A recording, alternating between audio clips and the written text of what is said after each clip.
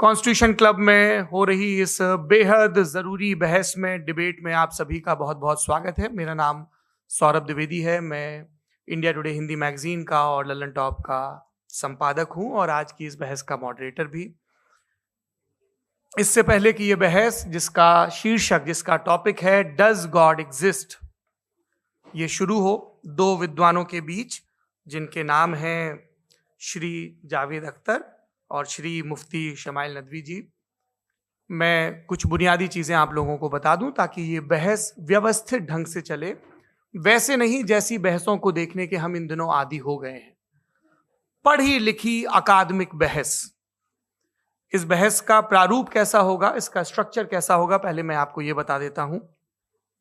सबसे पहले नौजवान विद्वान मुफ्ती शमाइल नदवी जी 10 मिनट अपनी दलीलें आप लोगों के सामने रखेंगे। उसके बाद जावेद अख्तर साहब 10 मिनट अपनी बात रखेंगे। उसके बाद जिसको हम अंग्रेजी में रिबटल कहते हैं, एक जवाबी दौर रहेगा कि आपने जो कहा मैं उससे मुतमईन हूं कि नहीं हूं और हमने जो कहा। इसके बाद बहस का राउंड 2 शुरू होगा। दोनों विद्वानों को फिर से 7-7 मिनट का वक्त मिलेगा और इसके बाद रिबटल राउंड 2 होगा 5-5 मिनट का। इसके बाद एक दूसरे से सवाल जवाब होंगे। इसके लिए हमने लगभग 16 मिनट का वक्त तय किया है। अब ये सवालों की प्रकृति पर निर्भर करता है कि कितने सवाल होंगे, इसीलिए हमने वक्त की पाबंदी रखी है। और इसके बाद आखिरी में 5-5 मिनट का वक्त दोनों विद्वानों को एक बार फिर से दिया जाएगा अपने क्लोजिंग आर्ग्यूमेंट के लिए। और उसके बाद जो इस बहस के लिए सबसे जरूरी चीज है कि आप और हम और इंटरनेट पर देख रहे लाखों करोड़ों लोग, उनके सवाल जवाब होंगे। तो आप लोग जो यहां मौजूद हैं, आपके हम कुछ सवाल लेने की कोशिश करेंगे। 30 मिनट का वक्त हमने उसके लिए तय कर रखा है। इस तरह से ये 2 घंटे की बहस पूरी होगी। 2-3 बुनियादी बातें हैं जिनका हमें ध्यान रखना है। किसी भी किस्म की नारेबाजी में हमें शरीक नहीं होना है।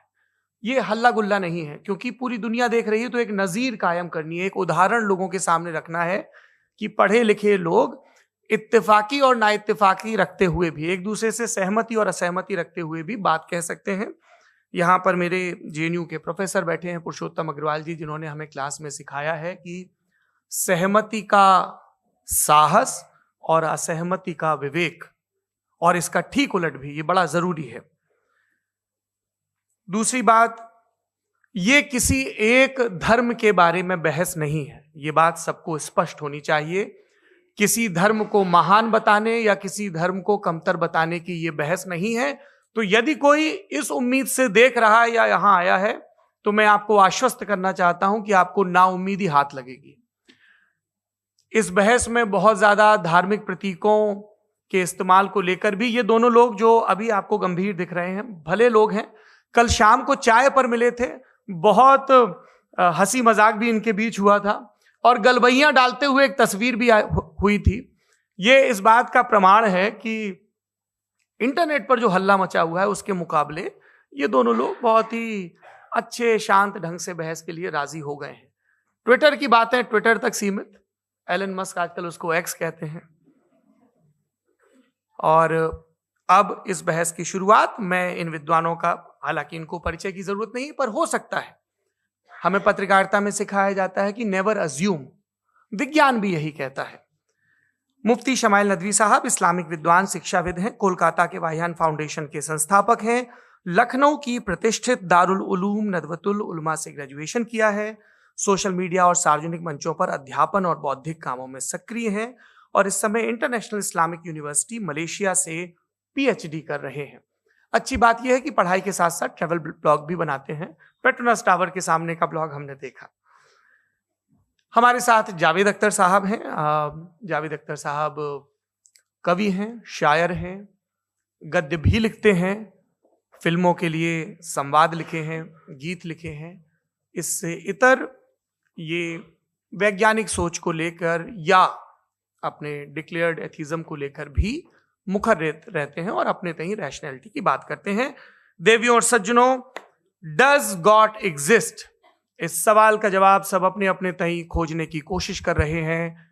कोई इसको गॉड डैम पार्टिकल की खोज बताता है, कोई गॉड पार्टिकल की खोज बताता है, कोई हिग्स बोसान की खोज बताता है, कोई ये सवाल जवाब तलाशने की कोशिश करता है कि मास एग्जिस्टेंस में आखिर आया कैसे, हुआ क्या था, सृष्टि के पहले, समय के पहले क्या था।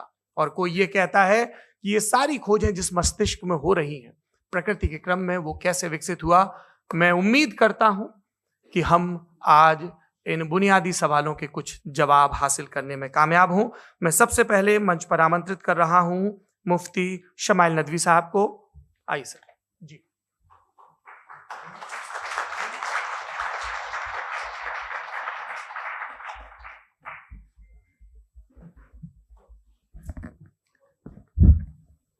एक आपकी गुजारिश, आप बोलना शुरू करें। आप लोग प्लीज अपने फोन लाइट मोड पे या साइलेंट मोड पे एक बार चेक कर लें, कई बार बेध्यानी हो जाती है।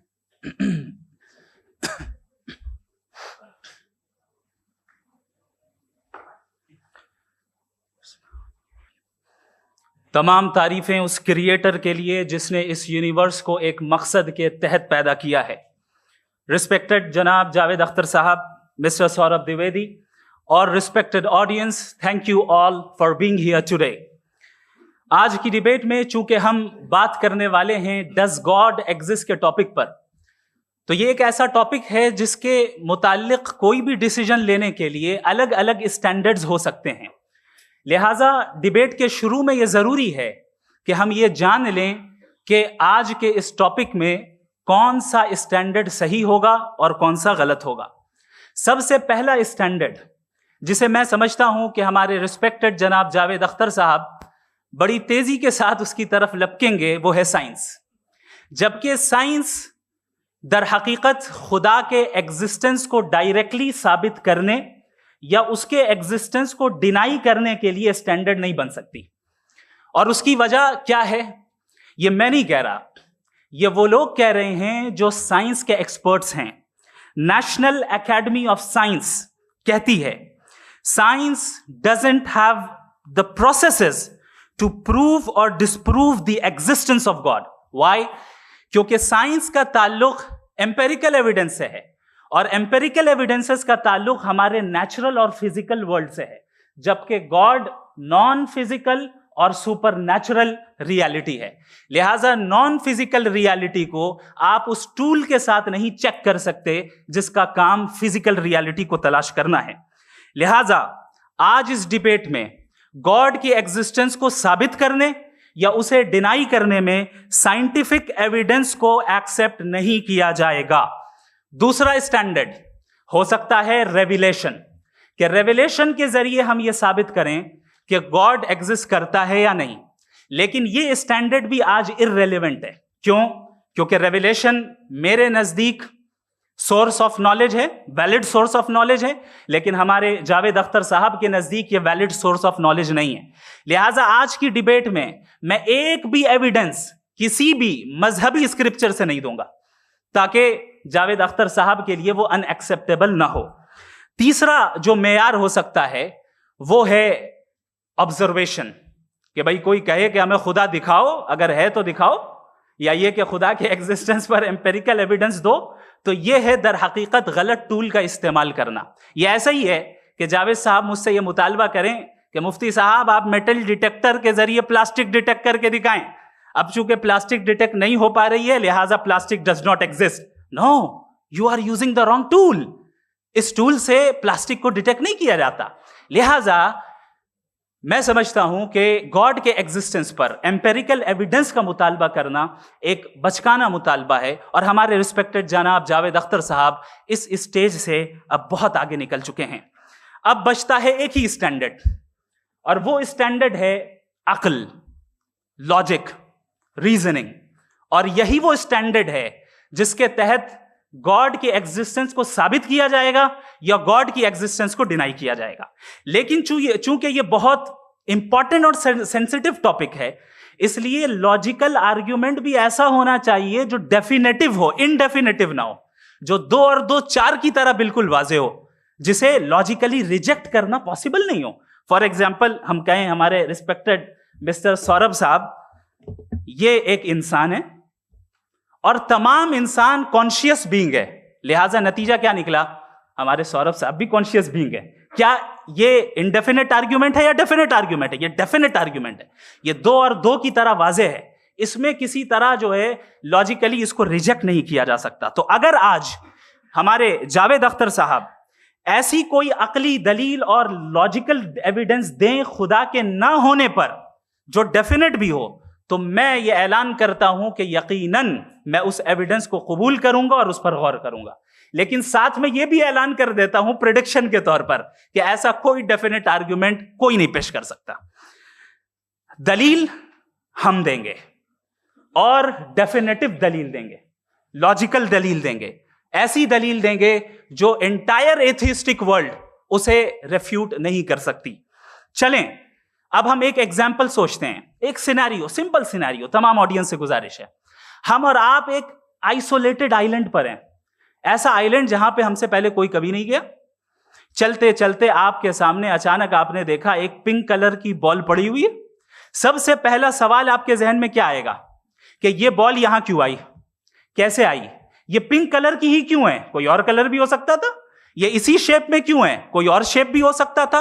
नेचुरली आप इस तरफ पहुंचेंगे कि कोई ना कोई है जिसने इन स्पेसिफिक प्रॉपर्टीज के साथ इस बॉल को बनाया है और यहां पे रखा है। चूंकि आप जानते हैं कि ये जो बॉल है इसका एग्जिस्ट करना जरूरी नहीं है, ये एग्जिस्ट कर भी सकती थी, नहीं भी कर सकती थी, और एग्जिस्ट करना ही था तो किसी और फॉर्म में करती, किसी और कलर में करती। अब आप इस बॉल को एक्सपैंड करते चले जाएं, एक्सपैंड करते चले जाएं, एक्सपैंड करते चले जाएं, यहां तक कि ये बॉल यूनिवर्स के साइज की हो जाए। बताइए कि क्या साइज के बढ़ जाने से सवाल बदल जाएगा? हरगिज नहीं बदलेगा। अभी भी सवाल रहेगा, ये यूनिवर्स कहां से आया, इन स्पेसिफिक प्रॉपर्टीज के साथ कहां से आया, क्यों आया, किसने बनाया, यह सवाल उस वक्त भी वैलिड रहेगा। लेकिन यह सवाल अगर हम जनाब जावेद अख्तर साहब से करें तो चूंकि इनका वर्ल्ड व्यू एथिस्टिक है, और सिर्फ इनका नहीं, मतलब जितने भी एथिस्ट हैं और एथिस्टिक वर्ल्ड व्यू को रखने वाले से अगर आप ये सवाल करें कि ये यूनिवर्स कहां से आया, तो इनका जवाब या तो आर्ग्यूमेंट फ्रॉम इग्नोरेंस होगा या डॉगमेटिक होगा। या तो ये कहेंगे कि मुझे नहीं पता कि ये कहां से आया, लिहाजा गॉड डज नॉट एग्जिस्ट, ये आर्ग्यूमेंट फ्रॉम इग्नोरेंस है, या ये कहेंगे कि ये यूनिवर्स खुद ब खुद बन गया। इसका मतलब ये है कि उस बॉल को भी खुद ब खुद बन जाना चाहिए, लेकिन बॉल के ताल्लुक से ये एक्सप्लेनेशन एक्सेप्ट नहीं की जाएगी कि ये खुद ब खुद बन गई, लेकिन यूनिवर्स के ताल्लुक से कर दिया जाएगा। इसे हम दूसरे अल्फाज में डॉगमा भी कह सकते हैं।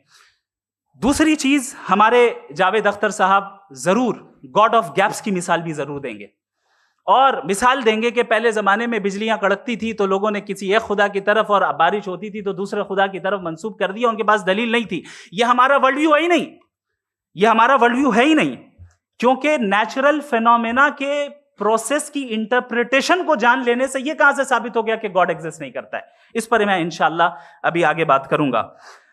आप हजरात ये भी देखेंगे, और मैं ये एक्सपेक्ट करता हूं कि हमारे रिस्पेक्टेड जनाब जावेद अख्तर साहब जरूर इमोशनल आर्ग्यूमेंट्स भी देंगे, जो कि एक लॉजिकल फेलेसी है जब बात आती है ट्रुथ को डिसाइड करने में। क्यों? मिसाल के तौर पर वो कहेंगे कि अगर गॉड है तो इविल क्यों एग्जिस्ट करता है, जबकि मैं कहता हूं इविल का एग्जिस्ट करना गॉड के एग्जिस्ट करने की दलील है, उसके खिलाफ नहीं है। चूंकि अगर गॉड है तो हम सब उसके सामने अकाउंटेबल हैं, और अगर हम अकाउंटेबल हैं तो अकाउंटेबिलिटी के लिए इविल का मौजूद होना जरूरी है, उसके बगैर हम अकाउंटेबल नहीं हो सकते। और अगर हम अकाउंटेबल नहीं हैं तो हम जनाब जावेद अख्तर साहब से पूछेंगे कि आप बताएं कि फिर सफरिंग इस दुनिया में क्यों है? अगर खुदा नहीं है तो सफरिंग क्यों है? और उन लोगों के जज्बे का क्या जिनके अंदर सफरिंग के बाद इंतकाम लेने का जज्बा पाया जाता है और वो इस दुनिया से ऐसे ही चले गए, क्या उनकी सारी तकलीफें बेकार चली जाएंगी? अब आ जाएं उसी एग्जाम्पल की तरफ कि बॉल, मुझसे अगर कोई पूछे इस बॉल को किसने बनाया और या इस एक्सपेंडेड बॉल को किसने बनाया, मैं कहूंगा कि चूंकि ये यूनिवर्स और इस यूनिवर्स की तमाम चीजें कॉन्टिंजेंट हैं। कॉन्टिंजेंट होने का मतलब ये होता है कि जो अपने एग्जिस्टेंस पे किसी के ऊपर डिपेंड करती हो, तो जाहिर है ये यूनिवर्स कॉन्टिंजेंट है। और अगर कोई चीज कॉन्टिंजेंट नहीं है तो मैं रिक्वेस्ट करूंगा कि मुझे दिखा दें कि कौन सी चीज यूनिवर्स में कॉन्टिंजेंट नहीं है, हम भी जरा गौर कर लें और हम भी देख लें। और जब कॉन्टिंजेंट चीजें मौजूद हैं तो फिलोसोफर्स की इस्तिलाह के मुताबिक, हम उस टर्मिनोलॉजी के मुताबिक, हम उस जगह तक पहुंचते हैं और उस हस्ती तक पहुंचते हैं जिसे नेसेसरी बीइंग कहा जाता है, कि ये वो नेसेसरी बीइंग है जिसका मौजूद ना होना नामुमकिन हो। क्योंकि अगर ये मौजूद ना हो तो सारी चीजें एग्जिस्टेंस में आएंगी ही नहीं, और ये सारी कॉन्टिंजेंट चीजें उसी के ऊपर डिपेंड करती हैं। अब अगर आप ये सवाल करते हैं कि फिर उस हस्ती को किसने बनाया, फिर उसका कॉज क्या है, फिर उसका कॉज क्या है, फिर उसका कॉज क्या है, और एंडलेसली चले जाएं, इसे हम कहते हैं इन्फिनिट रीग्रेस ऑफ कॉजेस, जो कि लॉजिकल फैलेसी है। कॉन्सेप्चुअली इंफिनिटी पॉसिबल है। मिसाल के तौर पे न्यूमेरिकल्स 1 2 3 गिनते चले जाएं, इन्फिनिट नंबर्स हैं। मैं कॉन्सेप्चुअली बात नहीं कर रहा, प्रैक्टिकली रियलिटी में साबित करके दिखाएं कि infinite regress of causes possible है या नहीं। अगर पॉसिबल है तो हम मान लेंगे, मिसाल दे दें, और पॉसिबल नहीं है तो एक ही ऑप्शन बचता है जिसे हम कहते हैं नेसेसरी बीइंग। ऐसी नेसेसरी बीइंग जो इंडिपेंडेंट है, क्योंकि अगर वो डिपेंडेंट हुई तो वो नेसेसरी नहीं रहेगी। ऐसी इंडिपेंडेंट बीइंग जो इटर्नल है, अगर वो इटर्नल नहीं होगी, उसकी बिगिनिंग होगी, तो वो खुद कॉन्टिंजेंट है। ऐसी बीइंग जो पावरफुल है, क्योंकि कॉन्टिंजेंट को एक्चुअलाइज करने के लिए पावर चाहिए। ऐसी बीइंग जो इंटेलिजेंट है और नॉलेजेबल है, क्योंकि ये यूनिवर्स स्पेसिफिक फॉर्म और स्पेसिफिक लॉज ऑफ नेचर के तहत प्रिसाइजली चल रहा है। Thank you. थैंक यू मुफ्ती साहब। मैं इन दलीलों के बाद जावेद अख्तर साहब से गुजारिश करूंगा, आप बैठ के बोलना चाहेंगे हमारे? जी।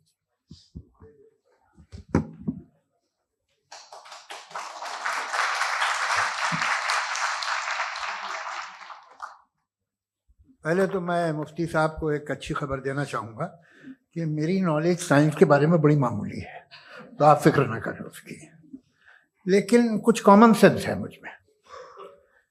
देखिए, ये खुदा का तस्वुर कोई नया तस्वुर नहीं है, ये सदियों से रहा है।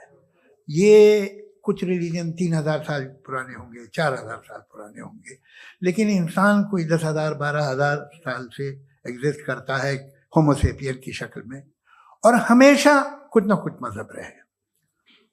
ये मजहब जाहिलों के नहीं थे, ये मजहब एक ऐसी ग्रीक सोसाइटी के थे जहाँ बड़े बड़े फिलोसफर पैदा हुए। ये मजहब इजिप्शियंस के थे जिन्होंने पिरामिड्स बनाए थे। ये रोमन्स के थे कि जिनका आर्किटेक्चर और सेनेट यानी पहली बुनियाद डेमोक्रेसी की, लिमिटेड थी मगर डेमोक्रेसी थी, ये उन लोगों ने किए थे। तो इनका जो जुपिटर था, रा था, ज़्यूस था, उन्हें उस पर इतना ही एतमाद था जितना आज किसी मजहबी आदमी को अपने खुदा पे होगा। क्रिश्चियनिटी आने से पहले यूरोप में एक मजहब था, जर्मेनिक रिलीजन। उसका एक खुदा था, उसकी एक बीवी थी, उसके 2 बेटे थे, एक बेटी थी। फिर जर्मनी में जब यूरोप में क्रिश्चियनिटी आई तो वो खुदा, उसकी बीवी और पूरे ख़ानदान चला गया। तो हमने, अगर हम हिस्ट्री देखें तो खुदा जो है वो ज़्यादातर फ़ानी है, वो हमेशा रहे नहीं। और वो जो लोग इन्हें मानते थे उनको आप कहें वो तो जाहिल थे, उन्हें तो कुछ पता ही नहीं था, ऐसा नहीं है। वो अपने वक्त में बड़े काबिल लोग थे और अपने वक्त में उन्होंने बड़े बड़े काम किए हैं, फिलोसफर्स थे, साइंटिस्ट थे। लेकिन उनका मजहब कहाँ गया, उनके खुदा कहाँ गए? आज जो खुदा हैं दुनिया में लोग उन्हें मानते हैं। आपको क्या मालूम कि कितने बरसों के बाद क्या होने वाला है? हम यूरोप में देखते हैं तो चर्च खाली हैं। तो वक्त के साथ चीज़ें बदलती हैं। जहाँ तक इसका ताल्लुक है मजहबों का, हर मजहब आपसे एक चीज़ मांगता है, फेथ। ये फेथ क्या चीज़ होती है? What is the difference between faith and belief? ये तो बहुत ही अहमकाना बात होगी कि कोई आदमी कहे साहब अगर खुदा है तो मुझे दिखाइए। ये तो जाहिलाना बात हुई। मैंने तो नॉर्थ पोल नहीं देखा है, मगर मैं मानता हूँ कि नॉर्थ पोल है। मैं क्यों मानता हूँ? इसलिए कि अगर ये दुनिया राउंड है तो उसका कोई टॉप होगा। कुछ लोग हैं जो वहाँ गए भी हैं, कॉमन सेंस कहता है कि ऐसा होगा, सबूत है, गवाह है, रीज़न है। तो ये मेरा फेथ नहीं है। तो फेथ में और बिलीफ में डिफरेंस क्या है? जो मजहब मांगता है आपसे, हर मजहब फेथ मांगता है। फेथ का मतलब ये है कि ना कोई गवाह हो, ना कोई सबूत हो, ना कोई रैशनल हो, ना कोई लॉजिक हो, ना कोई प्रूफ हो, मगर तुम एक बात को मानो। ये है फेथ। वरना बिलीफ होता। अगर इसमें कुछ भी सबूत होते, गवाह होते, तो फिर इसे आप बिलीफ कहते हैं। जैसे मेरा बिलीफ है कि नॉर्थ पोल है, मेरा फेथ थोड़ी है। फेथ इन तमाम शर्तों को रद्द करता है। तो फिर स्टुपिडिटी क्या है? अगर मैं एक बात ऐसी मानूं जिसकी ना कोई लॉजिक है, ना कोई रैशनल है, ना कोई प्रूफ है, ना कोई गवाह है, ना कोई सबूत है, और मैं उसे मानूं, तो ये स्टुपिडिटी हुई। इसे ही भाई कल को मैं यकीन कर लूं कि एलॉन मस्क जो है मेरा भाई है, तो मुझे इंतहाई खुशी होगी, सुकून भी बहुत मिलेगा मुझे। लेकिन और कहे भाई क्यों मानते हो, क्या सबूत है भाई, वो तो अमेरिकन है और तुम तो इंडियन हो, वो तो नस्ल अलग है, तुम्हें कभी मिले भी नहीं। साहब देखिए मेरा फेथ है, इस पे बात ना किया। फेथ का मतलब ही यह है कि आप प्रूव नहीं कर सकते। अगर आप प्रूव कर सकते हो तो फेथ की जरूरत ही नहीं, फिर तो आप बात करेंगे, आप कितनी बहस कर लीजिए। अल्टीमेटली दुनिया का हर मजहब फेथ पे टिका है, और फेथ का मतलब है एक ऐसा यकीन जिसका कोई सबूत, कोई गवाह, कोई रैशनल नहीं। अब आप ये कहें, क्या आप ये क्यों कह रहे हैं कि साहब ये कायनात किसने बनाई? कमाल ये है कि आपने बताया कि एक आइलैंड पे गए और एक बॉल देखी। आपने ये नहीं कहा कि आइलैंड किसने बनाया, आपको सिर्फ बॉल पे हैरत हुई। हमने आइलैंड पे हमने हैरत नहीं की, होते हैं आइलैंड। इसी तरह ये आइलैंड है, सितारे, ये गैलेक्सीज, ये सब आइलैंड हैं, खला में।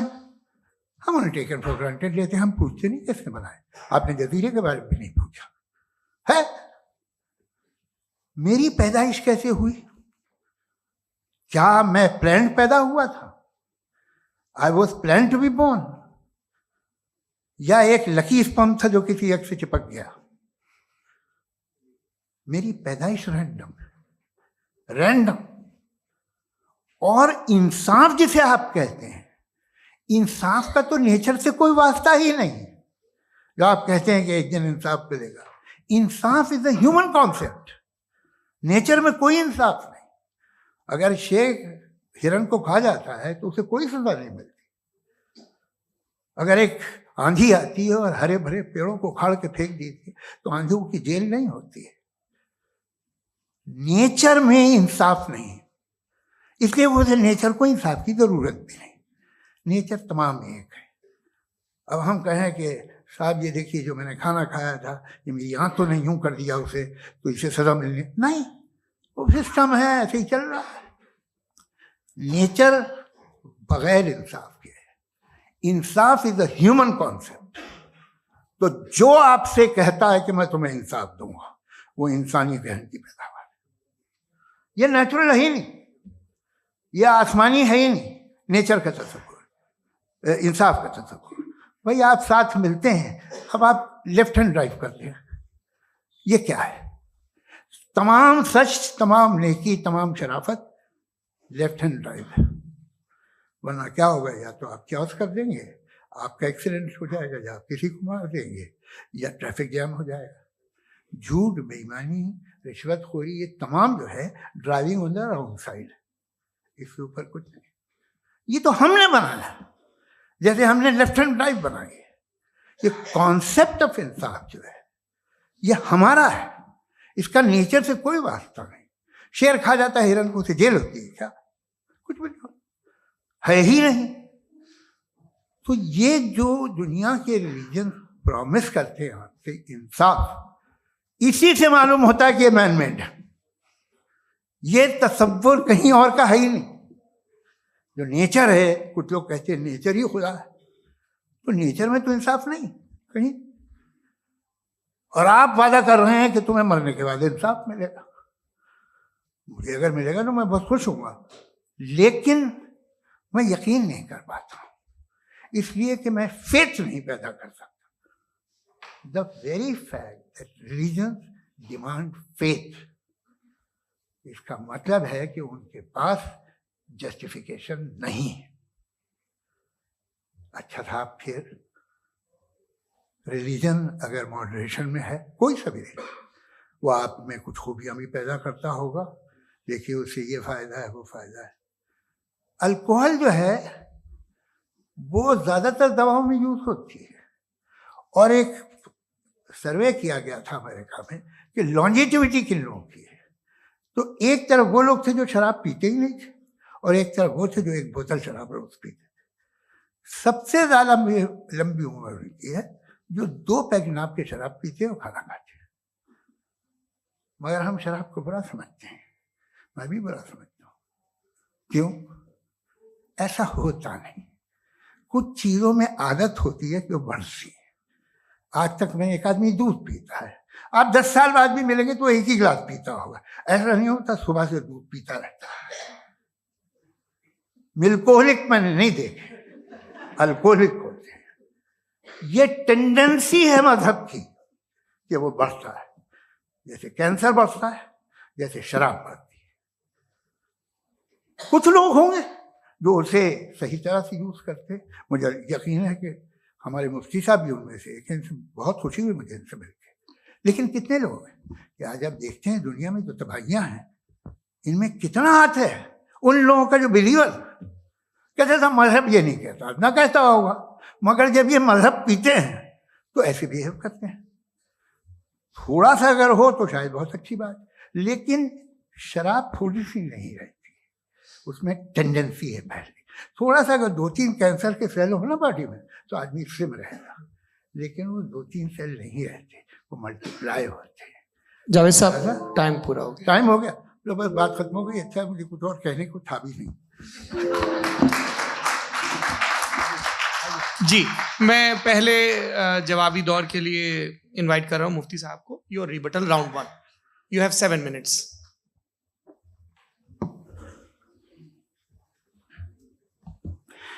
Thank you very much Javed साहब। आपकी बात को सुनकर बड़े महजूज हुए हम लोग। महजूज, do you understand?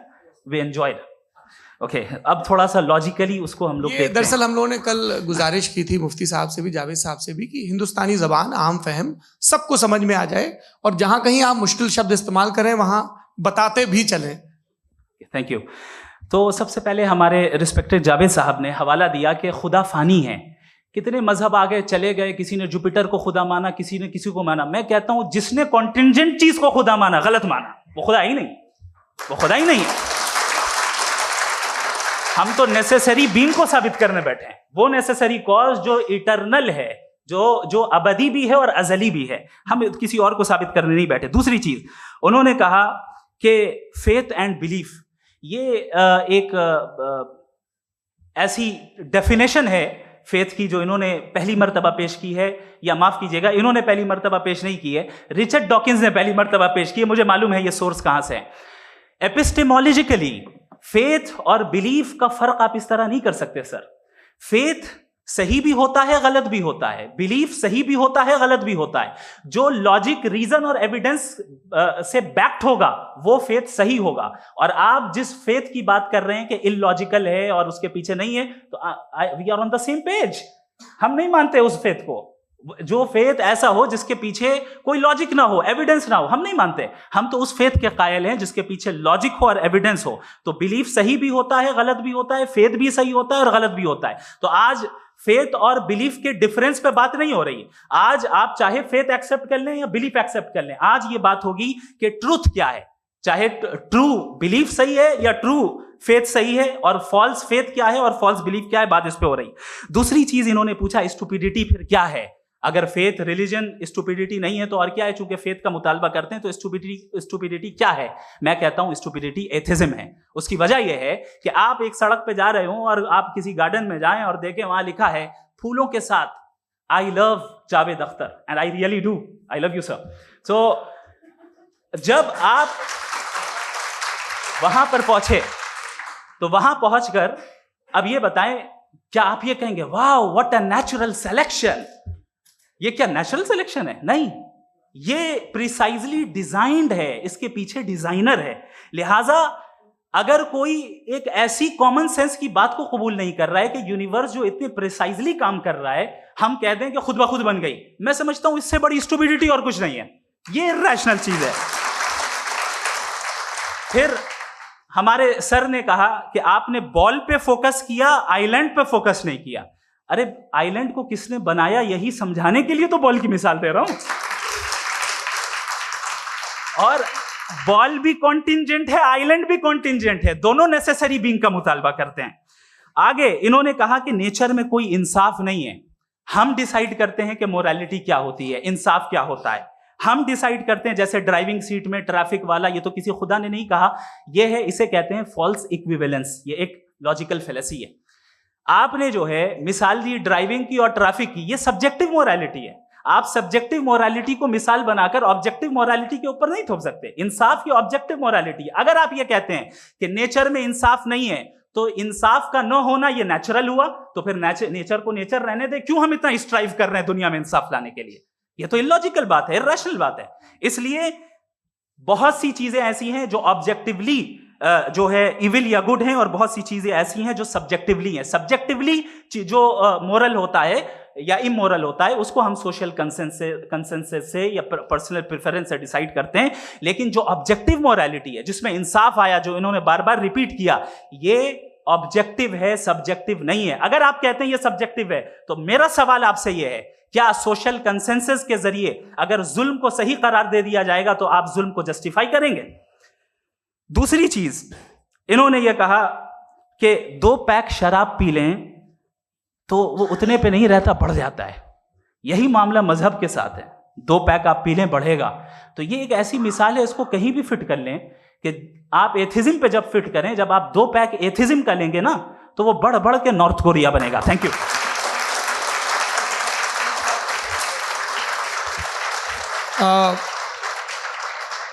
First round के रिबटल के लिए मैं जावेद साहब को इनवाइट कर रहा हूं। आपके पास 7 मिनट का वक्त है, रीसेट कर दीजिएगा प्लीज। मुझे इस बात की खुशी है कि मुफ्ती साहब ने भी मान लिया कि नेचर में कोई इंसाफ नहीं है।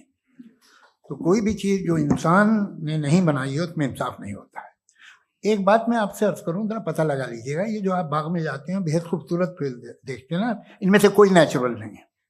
ये सारे फूल क्रॉस करके बनाए गए हैं। जो जंगल में फूल होते हैं निहायत मामूली होते हैं, ये फूल इंसानों ने बनाए हैं। जो आप बाग में देख के वाह वाह कहते हैं, ये इंसानों के बनाए हुए हैं। डिफरेंट फूलों को क्रॉस करके, डेवलप करके, फिर क्रॉस करके इस तरह से बनाए गए। नेचुरल फ्लावर नहीं। किसी जंगल वीरान में जाके आप गुलाब के फूल नहीं देखेंगे। ये सब बनाए हुए इंसान ने, बहुत से काम इंसान ने किए हैं।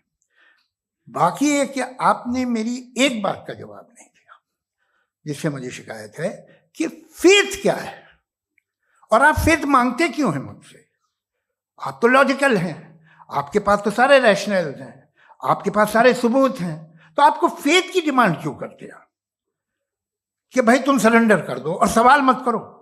कोई मजहब सारे सवाल करने की इजाजत नहीं देता है और मना करता है कि ज्यादा सवाल ना करो, बह जाओगे तुम। आप क्यों रोकते हैं? हकीकत यह है कि इंसानी तारीख क्या है। इंसानी तारीख ये है कि दुनिया में 2 तरह के लोग हुए।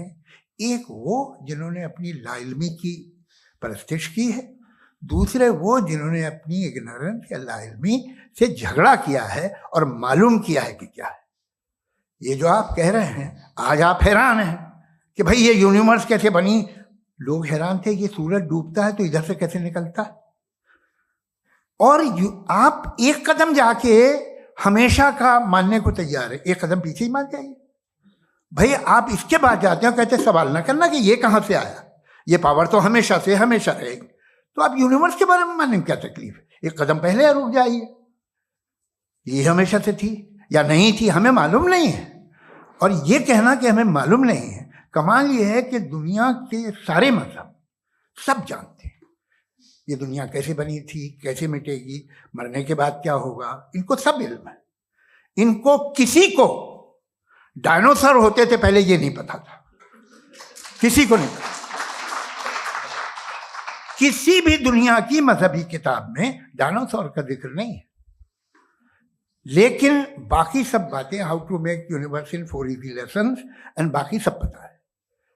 जिसको सब पता है वो गड़बड़ है। हम में ये इंकिसार, ये ह्यूमिलिटी होनी चाहिए कि हम ये कहें कि हमें ये बहुत सारी बातें नहीं मालूम, लेकिन हम उनकी परस्तिश ना करें, अपनी लाइल्मी को की परस्तिश ना करें, हम उसे पता लगाने की कोशिश करें। जिस दुनिया में आप बैठे हैं सर, ये हॉल जो है, ये इलेक्ट्रिसिटी जो है, ये माइक जो है, जिस हवाई जहाज से आप आए थे, वो जिस कार से आप यहाँ आए हैं, ये सब उन लोगों की बनाई हुई है जिन्होंने सवाल किए थे। ये दुनिया जिसमें आप आज आराम से हैं, ये उन लोगों की बनाई है कि जिन्होंने सवाल किए थे, और हर स्टेज पे इन सवालों को मकरूह कहा गया था, गलत कहा गया था। आप जरा तारीख पढ़िए, एक बड़ी दिलचस्प किताब है बर्ट्रैंड रसेल की,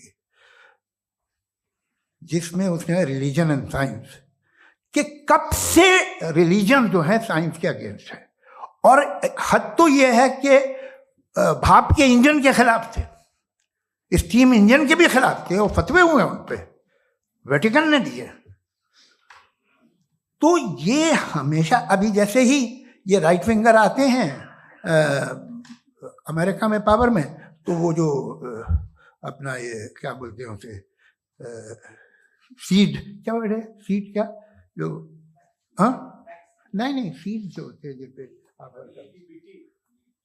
जी, नहीं भाई, वो जो ह्यूमन बॉडी के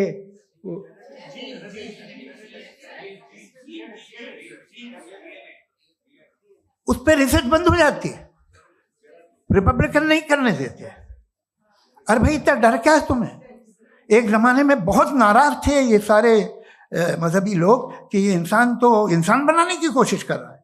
आपको क्या तकलीफ भाई, बना ले तो बना लेने दो, ये खौफ क्या है?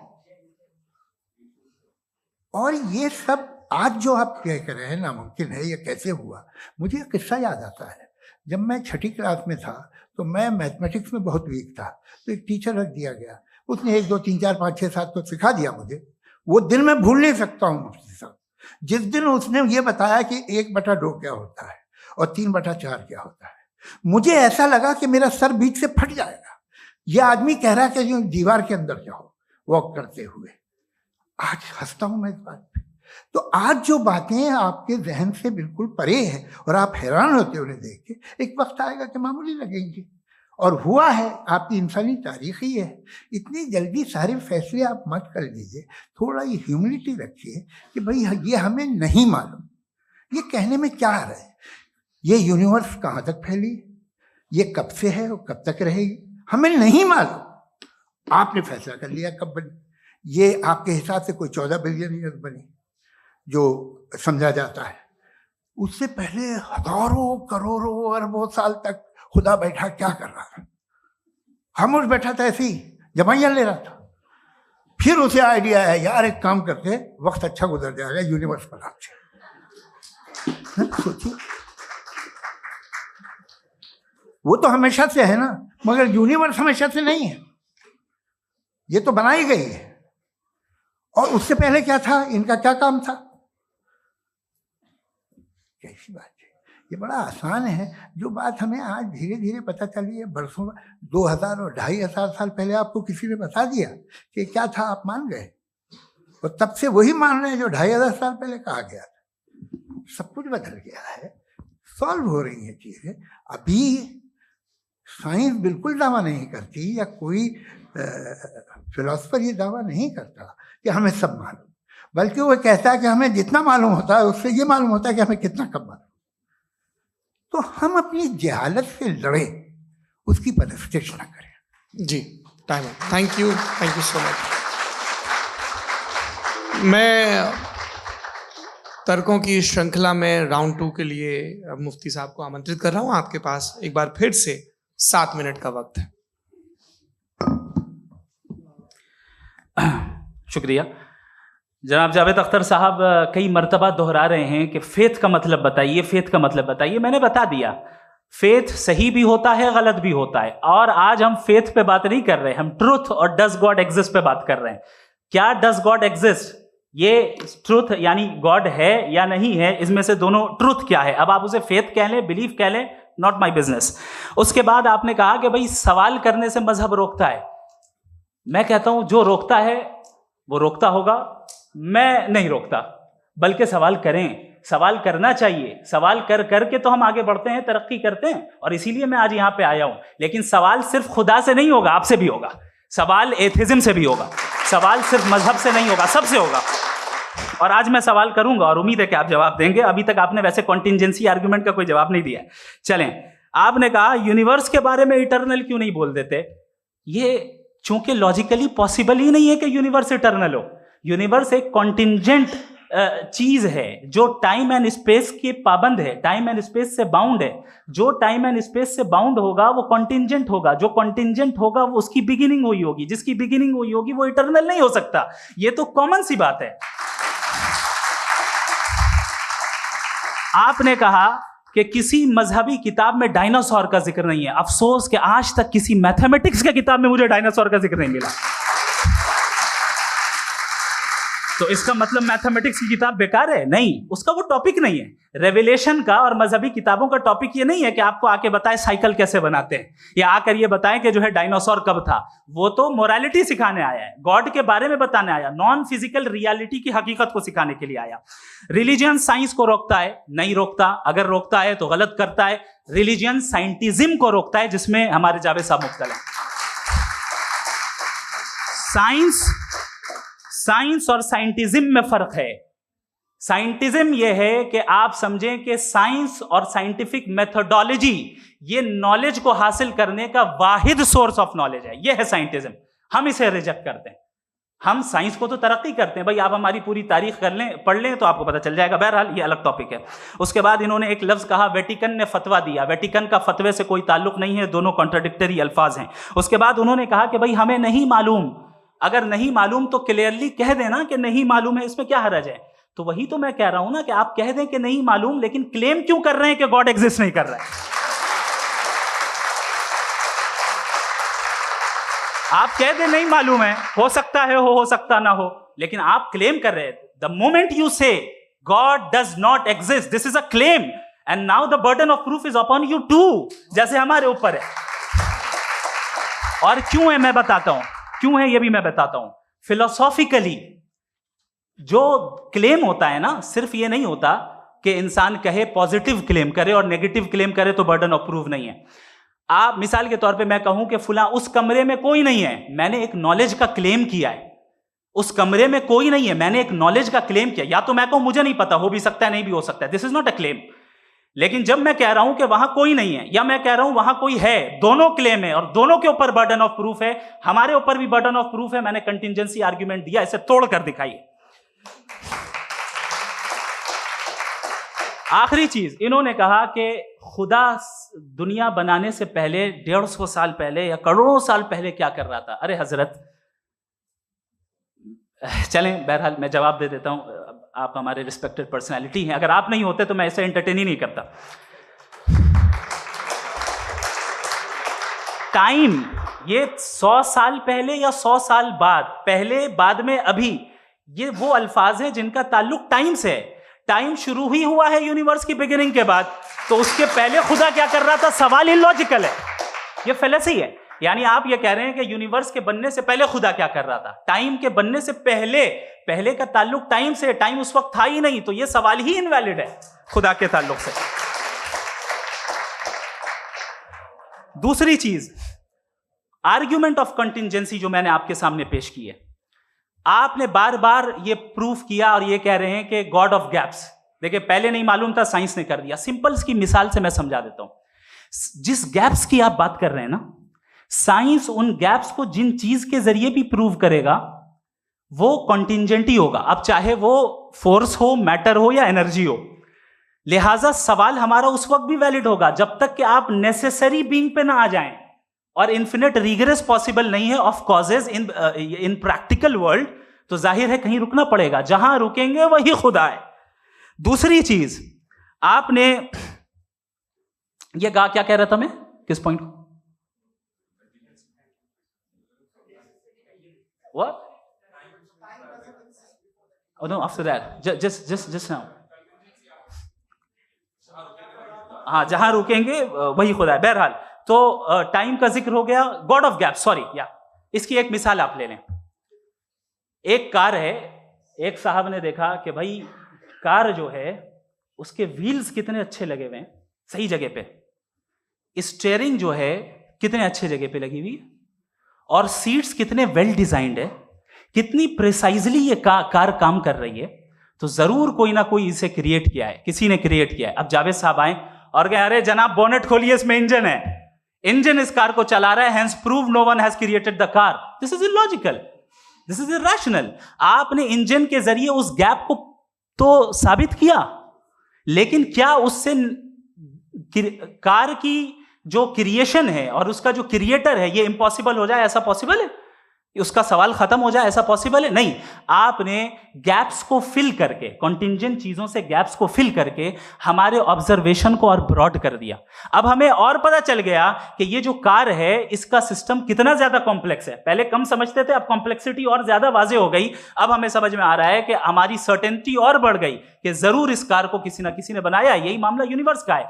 साइंस हमेशा फिजिकल वर्ल्ड की चीजों को ही फिल करती जाएगी और फिजिकल चीजों से ही करती जाएगी, चूंकि एम्पेरिकल एविडेंस का ताल्लुक फिजिकल वर्ल्ड से है। आप साइंस के जरिए मेटाफिजिकल रियलिटी को कभी साबित नहीं कर सकते। ये रॉन्ग टूल का इस्तेमाल करना है। ये वही काम है कि आप मेटल डिटेक्टर से प्लास्टिक डिटेक्टर करने चलें, जो कि जाहिर है सही नहीं है। Thank you.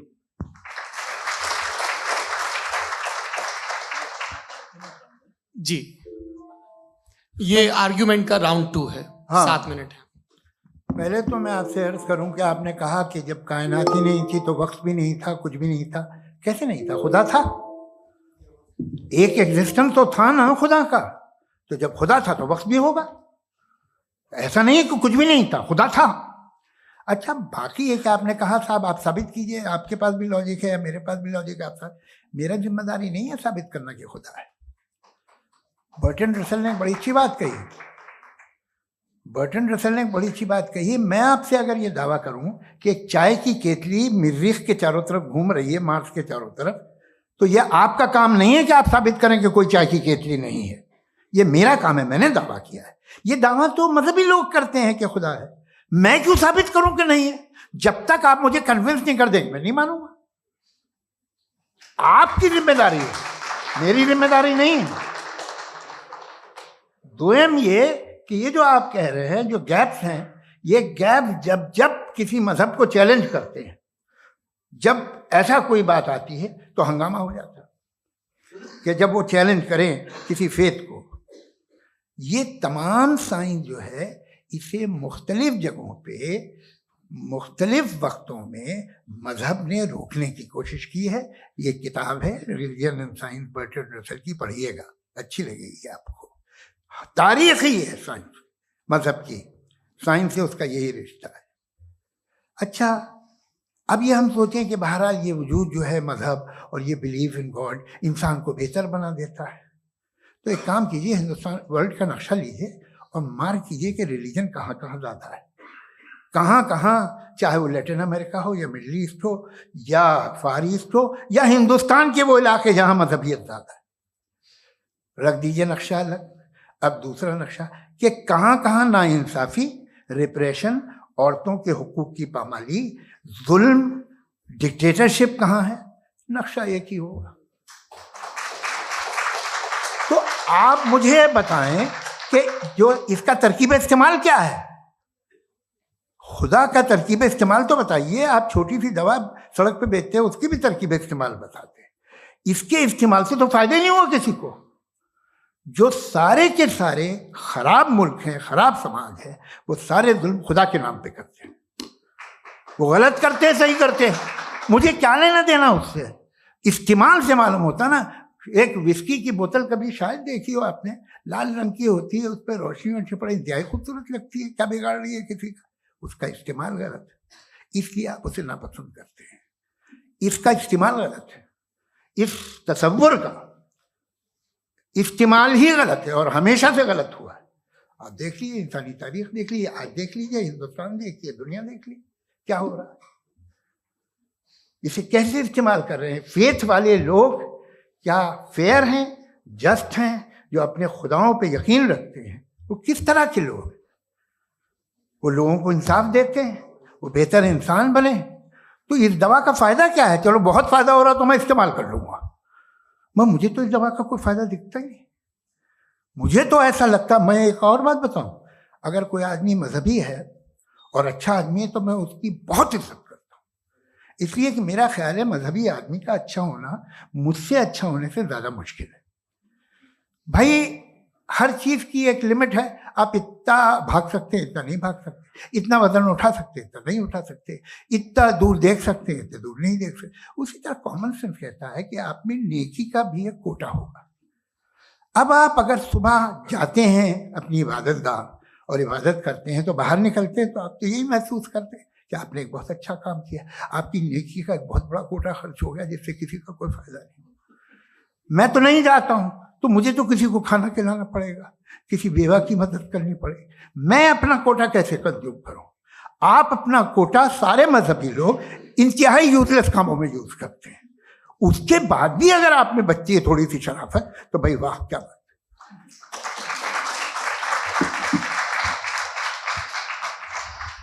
एक तो मुझे ये बात बहुत अच्छी लग रही है कि दोनों ही विद्वान समय को मानते हैं और बहुत समय से अपनी दलीलें और बाज दफ़ा समय से पहले अपनी तकरीरें पूरी करके अपनी अपनी कुर्सी पर बैठ रहे हैं। ये इस आर्ग्यूमेंट का राउंड 2 पूरा हुआ। अब रिबटल का राउंड 2 है और उसके बाद क्रॉस एग्जामिनेशन होगा। नहीं, आपका आर्ग्यूमेंट हो गया सर। हमारे यहाँ स्कूल के सिलेबस में पंच परमेश्वर कहानी पढ़ाई जाती है, प्रेमचंद जी की लिखी हुई। आप निश्चिंत रहिए, आपके कोई राउंड में मिस नहीं होने दूंगा। रिबटल का राउंड 2 मुफ्ती शमाइल नदवी साहब।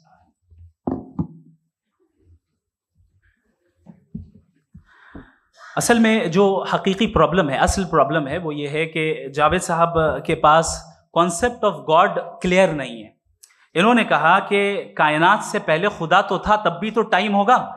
ये टाइम कायनात का हिस्सा है। हम खुदा, उस खुदा को मानते हैं, नेसेसरी बीइंग का टाइमलेस होना जरूरी है, चूंकि वो टाइम का क्रिएटर है। जब उसने टाइम को क्रिएट किया तो वो खुद टाइम पे कैसे होगा? उसने जब स्पेस को क्रिएट किया तो खुद स्पेस में कैसे होगा?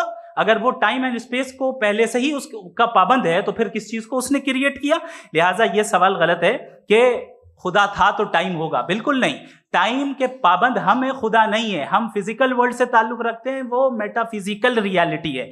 दूसरी चीज इन्होंने मिसाल दी कि चाय की केतली हवा में घूम रही होगी, और पता नहीं शायद वो बर्टन रसल का उन्होंने हवाला दिया। बहरहाल यही प्रॉब्लम है। प्रॉब्लम यही है कि हम चीजों के दरमियान डिफरेंशिएट नहीं कर पाते। ये जो आपने मिसाल दी ये इमेजिनेशन है, और मैं जो साबित कर रहा हूं वो लॉजिकल नेसेसिटी है। आप इमेजिन करने आए तो कुछ भी करें, जुपिटर में पिंक एलिफेंट होगा, यूनिकॉर्न होगा, करें, उससे कायनात पे क्या फर्क पड़ता है? उससे आप लॉजिकल नेसेसिटी साबित नहीं कर सकते। मैं तो उस प्राइम कॉज की बात कर रहा हूं, उस नेसेसरी बीइंग की बात कर रहा हूं जिसके बगैर इस कायनात का एग्जिस्टेंस मुमकिन नहीं है। दूसरी चीज, मजहब को साइंस चैलेंज करती है वगैरह वगैरह, ये हमारा टॉपिक ही नहीं है। मैं इस पे बात करूंगा तो फिर मेरा वक्त चला जाएगा। मजहब के ऊपर चूंकि हमारी डिस्कशन नहीं है, साइंस को मजहब और बिलखुसूस मैं और हमारा वर्ल्ड व्यू कम अज कम साइंस को पीछे नहीं करता है, साइंटिज्म की मजम्मत करता है। इसकी वजाहत मैंने पहले कर दी। दूसरी चीज इन्होंने कहा वर्ल्ड का नक्शा लीजिए, वर्ल्ड मैप लीजिए, 2 अलग अलग जगह की। हजरत मैंने ये होमवर्क किया था और मैंने मिडिल ईस्ट का एक नक्शा लिया और यूरोप का एक नक्शा लिया। ये मजहबी इलाका और ये लिबरल और एथीस्ट इलाका। मुझे पता चला कि सबसे ज्यादा रेप केसेस जो हैं वहां पर है।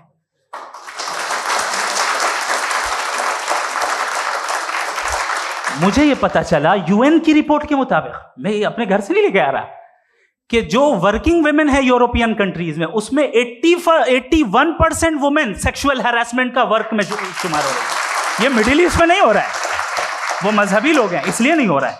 दूसरी चीज, आपने ये कहा कि मजहबी आदमी का अच्छा होना हमारे अच्छे होने से बहुत मुश्किल है, बहुत मुश्किल है। तो इसका मतलब यह है कि गॉड के अलावा आपके पास अच्छे और बुरे का कोई स्टैंडर्ड है। मैं चाहूंगा कि कन्वर्सेशनल स्टाइल वाले डिस्कशन और सेगमेंट पे इसी पे बात कर लेते हैं। Thank you very much.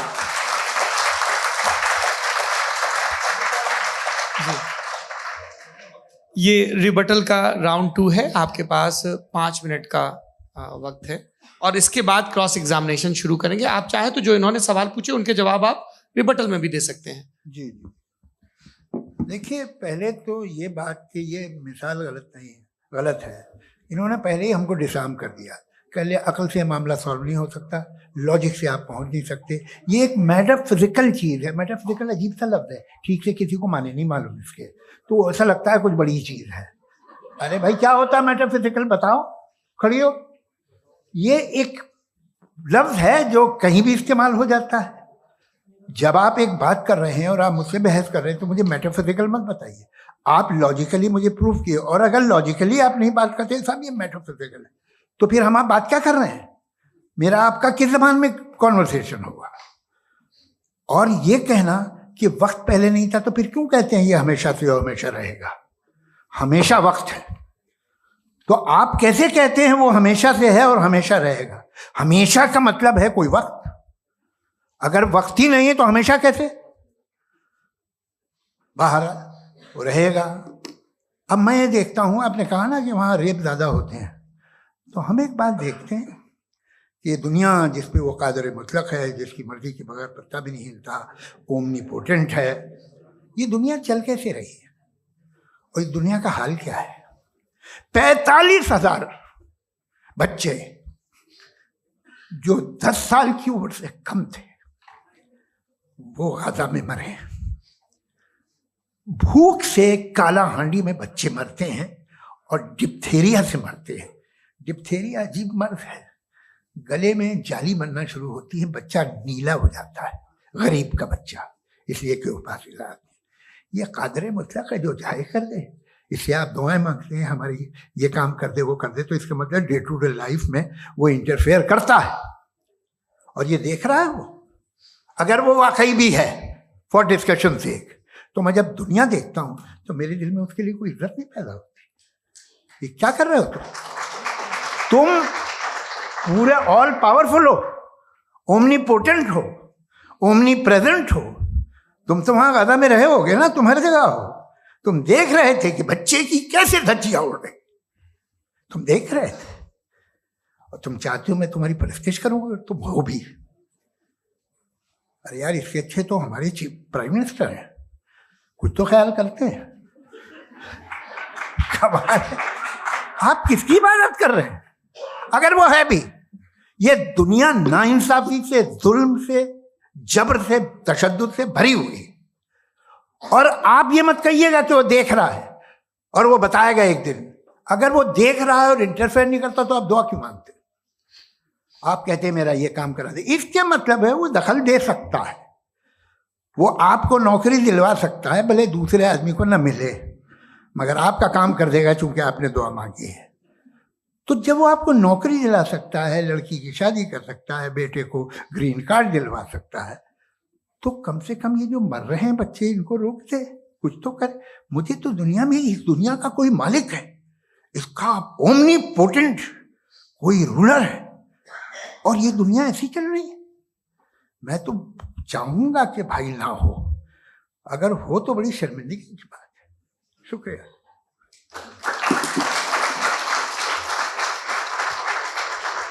देवियों और सज्जनों, इस बहस के 2 राउंड और 2 रिबटल पूरे हो चुके हैं। अब सबसे जरूरी और सबसे मुश्किल राउंड शुरू हो रहा है, क्रॉस एग्जामिनेशन का।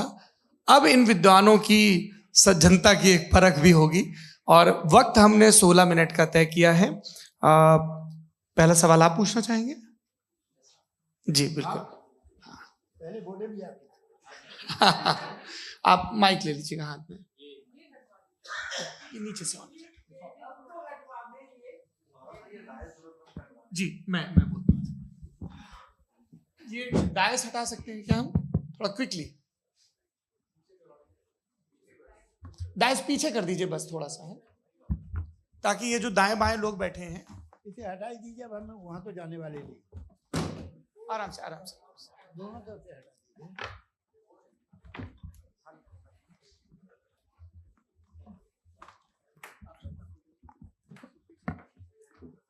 इस बीच आप लोग भी अपने अपने सवाल तैयार कर लें। ये ध्यान रखेंगे कि मैं यहाँ से सवाल लूँगा, आप लोगों को अपना हाथ ऊपर करना है, अपना नाम बताना है और अधिकतम 3 वाक्यों में अपना सवाल पूरा करना है। कई लोग सवाल की जगह भाषण देने लगते हैं, उससे आज बचना है। जी मुफ्ती साहब, पहला सवाल आपका, 16 मिनट है, हम दोनों लोगों के सवाल लेंगे। जी जी बहुत शुक्रिया। आपकी जो अभी बात हुई बहुत अहम थी, मैं इसको चाहूँगा कि आगे डिस्कस करूँ, लेकिन चूँकि अभी ये वो सेगमेंट है क्रॉस एग्जामिनेशन, तो सबसे पहला सवाल आपसे ये है कि जो मैं इतनी देर से कॉन्टिंजेंसी आर्ग्यूमेंट आपको बता रहा था, ये अकल से ही बता रहा था हजरत, आप ये बताएं कि आप इन्फिनिट रिग्रेस ऑफ कॉजेस को पॉसिबल मानते हैं या नेसेसरी बीइंग के एग्जिस्टेंस को सही समझते हैं, क्योंकि दो ही ऑप्शन हो सकता है, आप ये बताएं। देखिए, आपको मैं ईमानदारी से बात करूं, एक तो मैं कॉन्टिजेंसी वर्ड ठीक से समझता हूं, और इस वक्त भी जो आपने अंग्रेजी के अल्फाज इस्तेमाल किए वो ज़रा थोड़े से मुझे डिफिकल्ट और कॉम्प्लिकेटेड लगे, तो आप ज़रा सिंपल जबान में सवाल कर सकते हैं। बिल्कुल कर सकता हूं जी। यूनिवर्स की हर चीज कॉन्टिंजेंट होने का मतलब यह है कि वो अपने एग्जिस्टेंस में किसी के ऊपर डिपेंडेंट है। जो भी चीज डिपेंडेंट होगी वो चीज इंडिपेंडेंट नहीं हो सकती, तो उसका कोई ना कोई कॉज होगा। तो अब आप क्या समझते हैं कि ये इन्फिनिट रिग्रेस है, यानी कॉज पर कॉज, कॉज पर कॉज, कॉज पर कॉज, और कभी कोई यानी ये एंडलेसली चलता रहा? क्योंकि अगर ऐसा होगा तो हम तो एग्जिस्टेंस में आते ही नहीं, लॉजिकली ये मुत्तफक अलैह चीज है, मुत्तफक अलैह अग्रीड अपॉन। इस पे हमने एग्री किया था कि मुश्किल शब्द आएगा तो अर्थ बताना पड़ेगा। तो इन्फिनिट रिग्रेस तो पॉसिबल नहीं है, तो कहीं ना कहीं आपको रुकना पड़ेगा ऐसे नेसेसरी बीइंग पर। नहीं, कोई जरूरत नहीं रुकने की। किसने कहा आप रुकना पड़ेगा? आप रुकते हैं खुदा पे, आप नहीं रुकते। आप कहते हैं वो हमेशा से, जब उस वक्त से जब वक्त नहीं था। आप कहाँ रुकते हैं कि अब हुआ था वो? आप नहीं कहते। हम क्यों नहीं मान सकते कि यूनिवर्स जो है और बल्कि मल्टीवर्सेस जो है वो हमेशा से हैं, वो बनती है, बिगड़ती है। एक हमारे यहाँ एक चीज़ है ब्लैक होल, वो समेट लेता है वापस, फिर ब्लास्ट होता है, फिर फैल जाता है। और इसमें हमारी तो खैर कोई औकात ही नहीं है इंसान की। एक छोटे से जर्रे पे हम 50-60 साल की उम्र रखते हैं, जो करोड़ों अरबों साल की कायनात है उसमें, और पैदा भी नहायत ही बेहुदा वजह से हुए थे। तो इसमें ये सोचना कि इसकी वजूहात और ये क्यों है, ये डिपेंडेंट है, ये हम देख रहे हैं। क्या मालूम, आप सोचिए कि ये जो फैल रही है कायनात, ये कहाँ फैल रही है, ये कहाँ जा रही है, और ये फैल क्यों रही है? अरे बना ली थी तुमने, रुको भैया, हाँ काफ़ी है। ये फैल क्यों रही है? ये और कौन सी कायनात जिसे मैं दूरबीन से देखता हूँ तो 2 बिलियन लाइट ईयर पे है, उससे मेरा कोई वास्ता ही नहीं है। 2 बिलियन ईयर यानी अगर मैं 80,000 माइल्स पर सेकेंड से चलूं तो 20 करोड़ साल में वहां पहुंच जाऊंगा। इसकी जरूरत क्या थी? ये दुनिया, ये कायनात तो इंसान अशरफुल मखलूकात के लिए बनाई गई ना। तो ये सब ये टर्म समझ में नहीं आया, इसमें कोई खास समझने वाली बात थी भी नहीं। ये जो अल्टीमेट कहा यह जाता है कि ये जो पूरी यूनिवर्स है, ये जो दुनिया है, ये इंसान के लिए बनाई गई। अच्छा, ये सब इंसान के लिए। क्यों साहब, सही है ना? बिल्कुल, लेकिन इसका ये मतलब नहीं कि किसी चीज के पीछे रीजन आपको नहीं पता तो रीजन नहीं है, इसे कहते हैं नहीं, मुझे नहीं पता, लेकिन मेरी जिम्मेदारी नहीं है। वो बिल्कुल सही कहा था उसने, बर्टन रसल ने। आपने उसे मजाक में टाल दिया कि भाई आप एक दावा कर रहे हैं, मैं क्यों कहूं कि ये गलत है दावा? आप प्रूफ कीजिए, मेरे पे जिम्मेदारी ही नहीं है, मैंने थोड़ी कहा है। आप प्रूफ कीजिए कि ये सही है। आप आर्ग्यूमेंट ऑफ कंटिंजेंसी का जवाब ही नहीं दे रहे हैं। पूछना चाहेंगे है? आप सवाल पूछना चाहेंगे मुफ्ती साहब से, क्योंकि ये क्रॉस एग्जामिनेशन का दौर है। आप जैसे पहले बोल रहे थे फेथ को लेके कुछ, मैं ये पूछना चाहूंगा कि खुदा ने जो भी रेवल्यूशन किए हैं, एक मजहब के नहीं बहुत से मजहबों में किए हैं, अलग अलग रेवल्यूशन है। कहीं कुछ एक बातें हैं, कॉन्ट्रडिक्शन भी है आपस में, कहीं कुछ आप कर सकते हैं, कहीं कुछ नहीं कर सकते। ऐसा नहीं है कि सबकी कोड ऑफ मॉरल एक है। तो ये किस्सा क्या है? अब आप ये देखिए कि मुझे कभी कभी लगता है कि जो फुटबॉल फाइनल होता है, लाखों लोग होते हैं, फिर वो टीवी कवर कर करोड़ों लोग, अगर उसमें खुदा की एक बूमिंग आवाज आ जाती, मैं गॉड हूं, तो सारे लोग अभी सुन लेते और टीवी पे भी सुन लेते, किस्सा खत्म होता। ये इतनी राजदारी क्या है कि तुम सामने कुछ तो सबूत दे दो हमें सॉलिड। ये कह रहा साहब ये यूनिवर्स कैसे बनी, इससे मसला क्या हल होगा? मैं पूछूंगा आपसे खुदा कैसे बना? क्यों नहीं पूछूंगा कैसे बना? बल्कि वो तो कायनात से कहीं ज्यादा इंटेलिजेंट है, कायनात से कहीं ज्यादा कॉम्प्लेक्स। जी वो हमेशा से है, आप कहेंगे मैं मान लूंगा। अच्छा, दोयम वो कादिर मुतलक, यानी कादिर मुतलक का मतलब ओमनीपोटेंट, वो जो चाहे कर सकता है। आपको नौकरी दिलवा सकता है, आपकी अच्छी जगह शादी करवा सकता है, आपके पड़ोसी आपका मुकदमा हरवा सकता है, आपको जिता सकता है, सब काम करता है। थोड़ा सा माइक क्लोज जी। वो इस दुनिया को चला कैसे रहा है, ये दुनिया कैसे चल रही है, आपको इस पे हैरत नहीं होती? या कयामत के बाद कभी एक जस्टिस होगा, जब ये बच्चा मर चुका होगा जिसकी धज्जियां उड़ गई बम से, इसको इंसाफ मिलेगा तब? अच्छा, अब जवाब दूं? हाँ जी। मैं वही सीधे आप ही तरफ। सबसे पहले आपने रेवलेशन और स्क्रिप्चर्स की बात की, इस पे मैं बात कर सकता हूं लेकिन आज नहीं करूंगा चूंकि वक्त कम है, कभी और इस पे डिस्कस करेंगे। मैं तैयार हूं उस पे भी बात करने के लिए। ये अभी से राउंड 2 की भूमिका तय हो रही है। डज गॉड एग्जिस्ट राउंड 2 जी। चूंकि आज गॉड के एग्जिस्टेंस पे बात है तो मैं उसी के रिलेटेड जो है आपके सवालात को एंटरटेन भी करूंगा और मैं भी पूछूंगा। आपने कहा कि आपने साबित ही नहीं किया, जबकि आर्ग्यूमेंट ऑफ कॉन्टिंजेंसी बुनियादी आर्ग्यूमेंट है। आप मुझे कॉन्टिंजेंसी का मतलब बताइए, आपका मतलब क्या कॉन्टिंजेंसी? कॉन्टिंजेंसी का मतलब यह हुआ कि हर वो वजूद जो किसी भी चीज का पाबंद है, हर वो वजूद या हर वो चीज जो अपने एग्जिस्टेंस में किसी भी चीज के पाबंद है और उससे बाउंड है, उसको उसकी जरूरत है, उस पर डिपेंड करती है, तो जाहिर सी बात है कि उसका कोई ना कोई कॉज होता है। ये तो अक्ल की बात है। ये आप रीजनिंग की बात करते हैं, मैं वही कर रहा हूं। दूसरी चीज, आपने ये बात कही कि इतने बिलियन लाइट ईयर्स दूर है, उसका मेरा क्या लेना देना। फिर मेरे ख्याल से आपको ये नहीं कहना चाहिए I think therefore I am an atheist. आपको सोचना चाहिए, सिर्फ आप एक लिमिटेड दायरे में रहकर नहीं सोचें बल्कि बाहर निकलकर सोचें। आपने तीसरा सवाल किया, आपने 2-3 सवाल एक साथ। ऐसी बातें ना कीजिए, कुत्तों को इतराज हो जाएगा आप पे कि आप कुछ भी सोचिए। ये इजाजत आपको है नहीं, मुझे है।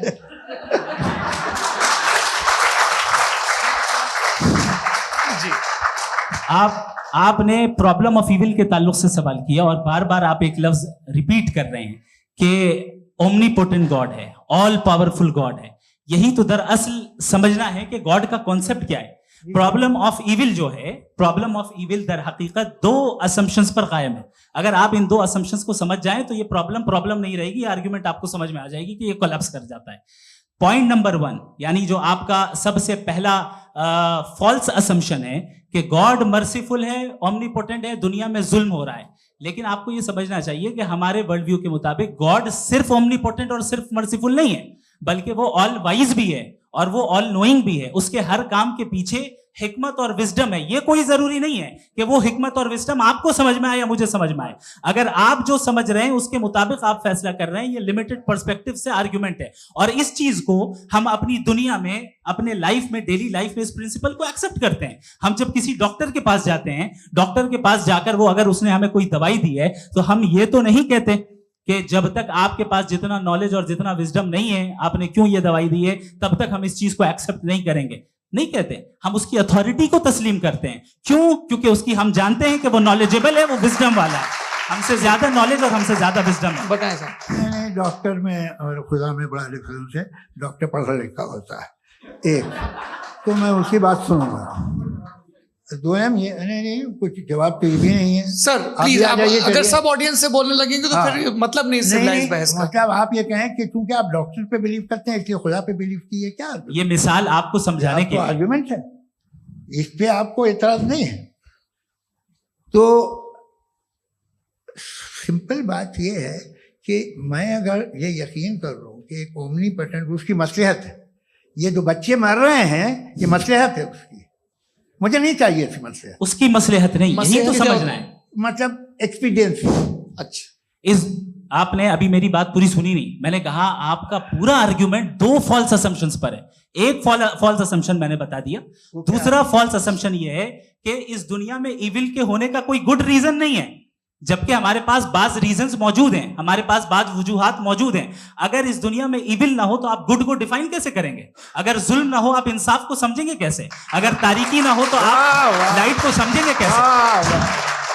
बहुत अच्छे। अभी और सुन लें, अभी और बाकी है। ये तो बात बहुत पसंद आई साहब मुझे कि जब तक रेप ना हो तब तक औरतों की इज्जत का ख्याल आपने मेरा जवाब पूरा सुना ही नहीं। जब तक के बच्चों का कत्ल ना किया जाए तब तक आपको बच्चों की मासूमियत की इज्जत। आपने पूरा जवाब सुना ही। क्या बात है, क्या आपने नुक्ता निकाला? आपने पूरा जवाब सुना ही नहीं। आप सुन लें, मेरी बात सुन लें। ये मैंने आपको एक चीज बताई। दूसरी चीज, इस दुनिया में हम आए हैं टेस्ट के लिए, हमारा टेस्ट हो रहा है और हर इंसान का अलग अलग अंदाज में टेस्ट होता है।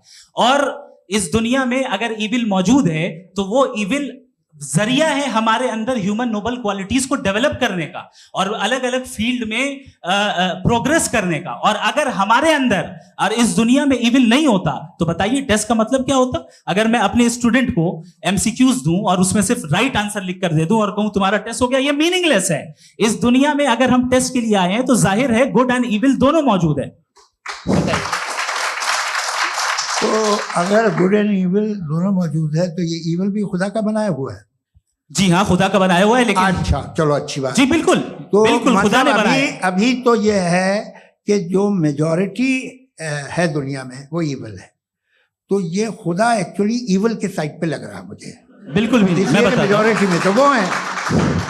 क्या बात कर रहे हैं भाई आप? कोई भी जो मुंसिफ होगा, चाहे आपका अपना घर हो जिसके आप सबसे बड़े हैं, चाहे आपकी ऑर्गेनाइजेशन हो जो आप चलाते हैं, वहां पर आप इविल रखेंगे साबित करने को कि बाकी लोग शरीफ हैं? मेरी बात सुनिए, क्या ये आर्ग्यूमेंट ही गलत है? अगर कि जब तक के कोई इविल नहीं होगा तब तक के शरीफ आदमी शरीफ नहीं लगेगा। अगर एग्जामिनर गलत ऑप्शन दे रहा है तो एग्जामिनर इविल नहीं हो गया, जो गलत ऑप्शन को सेलेक्ट कर रहा है वो फेल होगा। क्रिएटर ने इविल को बनाया है लेकिन वो इविल नहीं है। अच्छा सुनिए मेरी बात, let me complete sir. Creator ने इविल को बनाया है टेस्ट के लिए, वो इविल नहीं है। इविल वो होगा जो उसे इख्तियार करेगा। छुरी को बनाने वाला गलत नहीं होता है, छुरी का गलत इस्तेमाल करने वाला गलत होता है। रेप को कैसे गलत इस्तेमाल करते हैं? रेप इंसान के फ्री विल का नतीजा है। ये रेप कैसे गलत इस्तेमाल होता है? ये अब सुन ले गलत इस्तेमाल होता है। हाँ मैं बता रहा हूँ ना, कैसे गलत? मैं बता रहा हूँ कि जो इविल इस दुनिया में मौजूद है उसके कई सारे तरीके हैं। एक तरीका इंसान का अपना फ्री विल है। अब अगर कोई रेपिस्ट रेप कर रहा है तो इसका गॉड का कसूर नहीं है, वो अपने फ्री विल का गलत इस्तेमाल कर रहा है, उसको सजा मिलनी चाहिए। अच्छा, और उसी के लिए जहन्नम बनाई गई है। ये फ्री विल का भी बड़ा चक्कर। आप जब कोई बुरा काम करते हैं या कोई बुराई होती है तो ये कहा जाता है कि ये फ्री विल है। 7 billion free wills are moving on this planet. 7 billion free will. और एक आदमी अपनी फ्री विल से मुझे कत्ल कर दे तो मैं खुदा की मर्जी से मरा हूं कि इसकी फ्री विल की वजह से? मेरी मौत खुदा के हाथ है या ये फ्री विल वाले के हाथ है? खुदा ने फ्री विल का निजाम बनाया है और उस निजाम का गलत इस्तेमाल करके कोई आपको मार रहा है, इस्तेमाल करके मेरा कत्ल कर देता है। अब मेरी मौत का जिम्मेदार कौन है? वो इंसान जिम्मेदार है। वो इंसान जी। तो ये कहना कि और उसको सजा मिलेगी। तो अब आप आगे चलिए कि ये तय करना कि अल्लाह ही या अल्लाह ने खुदा ही जिंदगी देता है, खुदा ही मौत देता है, ये गलत है। बिल्कुल गलत नहीं है। हाँ, नहीं, निजाम उसी ने बनाया फ्री विल का। निजाम मौत और हयात का उसी ने बनाया। You are contradicting yourself. अभी आपने कहा कि एक आदमी ने फ्री विल से आपको मार दिया, इसमें उसे फ्री विल दी गई थी, उसने गलत इस्तेमाल किया। 7 billion free wills are moving on this planet और आप चाह रहे हैं कि मैं सिर्फ खुदा का ध्यान करूं। ये 7 बिलियन फ्री विल्स को मुझे लुक आफ्टर करना पड़ेगा कि नहीं? ये तो तबाहियां कर रही हैं और तबाहियां ज्यादा हो रही हैं। बिल्कुल। तो अगर आप बताएं अगर खुदा नहीं है फॉर एग्जाम्पल, तो आप इविल को कैसे डिसाइड करेंगे? यानी how can you define evil objectively without God? देखिए, दुनिया में 2 तरह के जानवर हैं। एक जो अकेले रहते हैं जंगल में और एक जो ग्रुप्स में रहते हैं। ग्रुप में जो भी रहेगा, चाहे वो आपका फाउंडेशन हो, चाहे कोई क्लब हो, चाहे कोई पॉलिटिकल पार्टी हो, चाहे कोई यूनिट हो, उसमें आपको इंटरैक्ट करने के रूल बनाने पड़ेंगे। यानी लोग तय करेंगे। लोग तय करेंगे। अगर लोगों ने ये तय किया कि किसी का रेप करना सही है, आप जस्टिफाई करेंगे?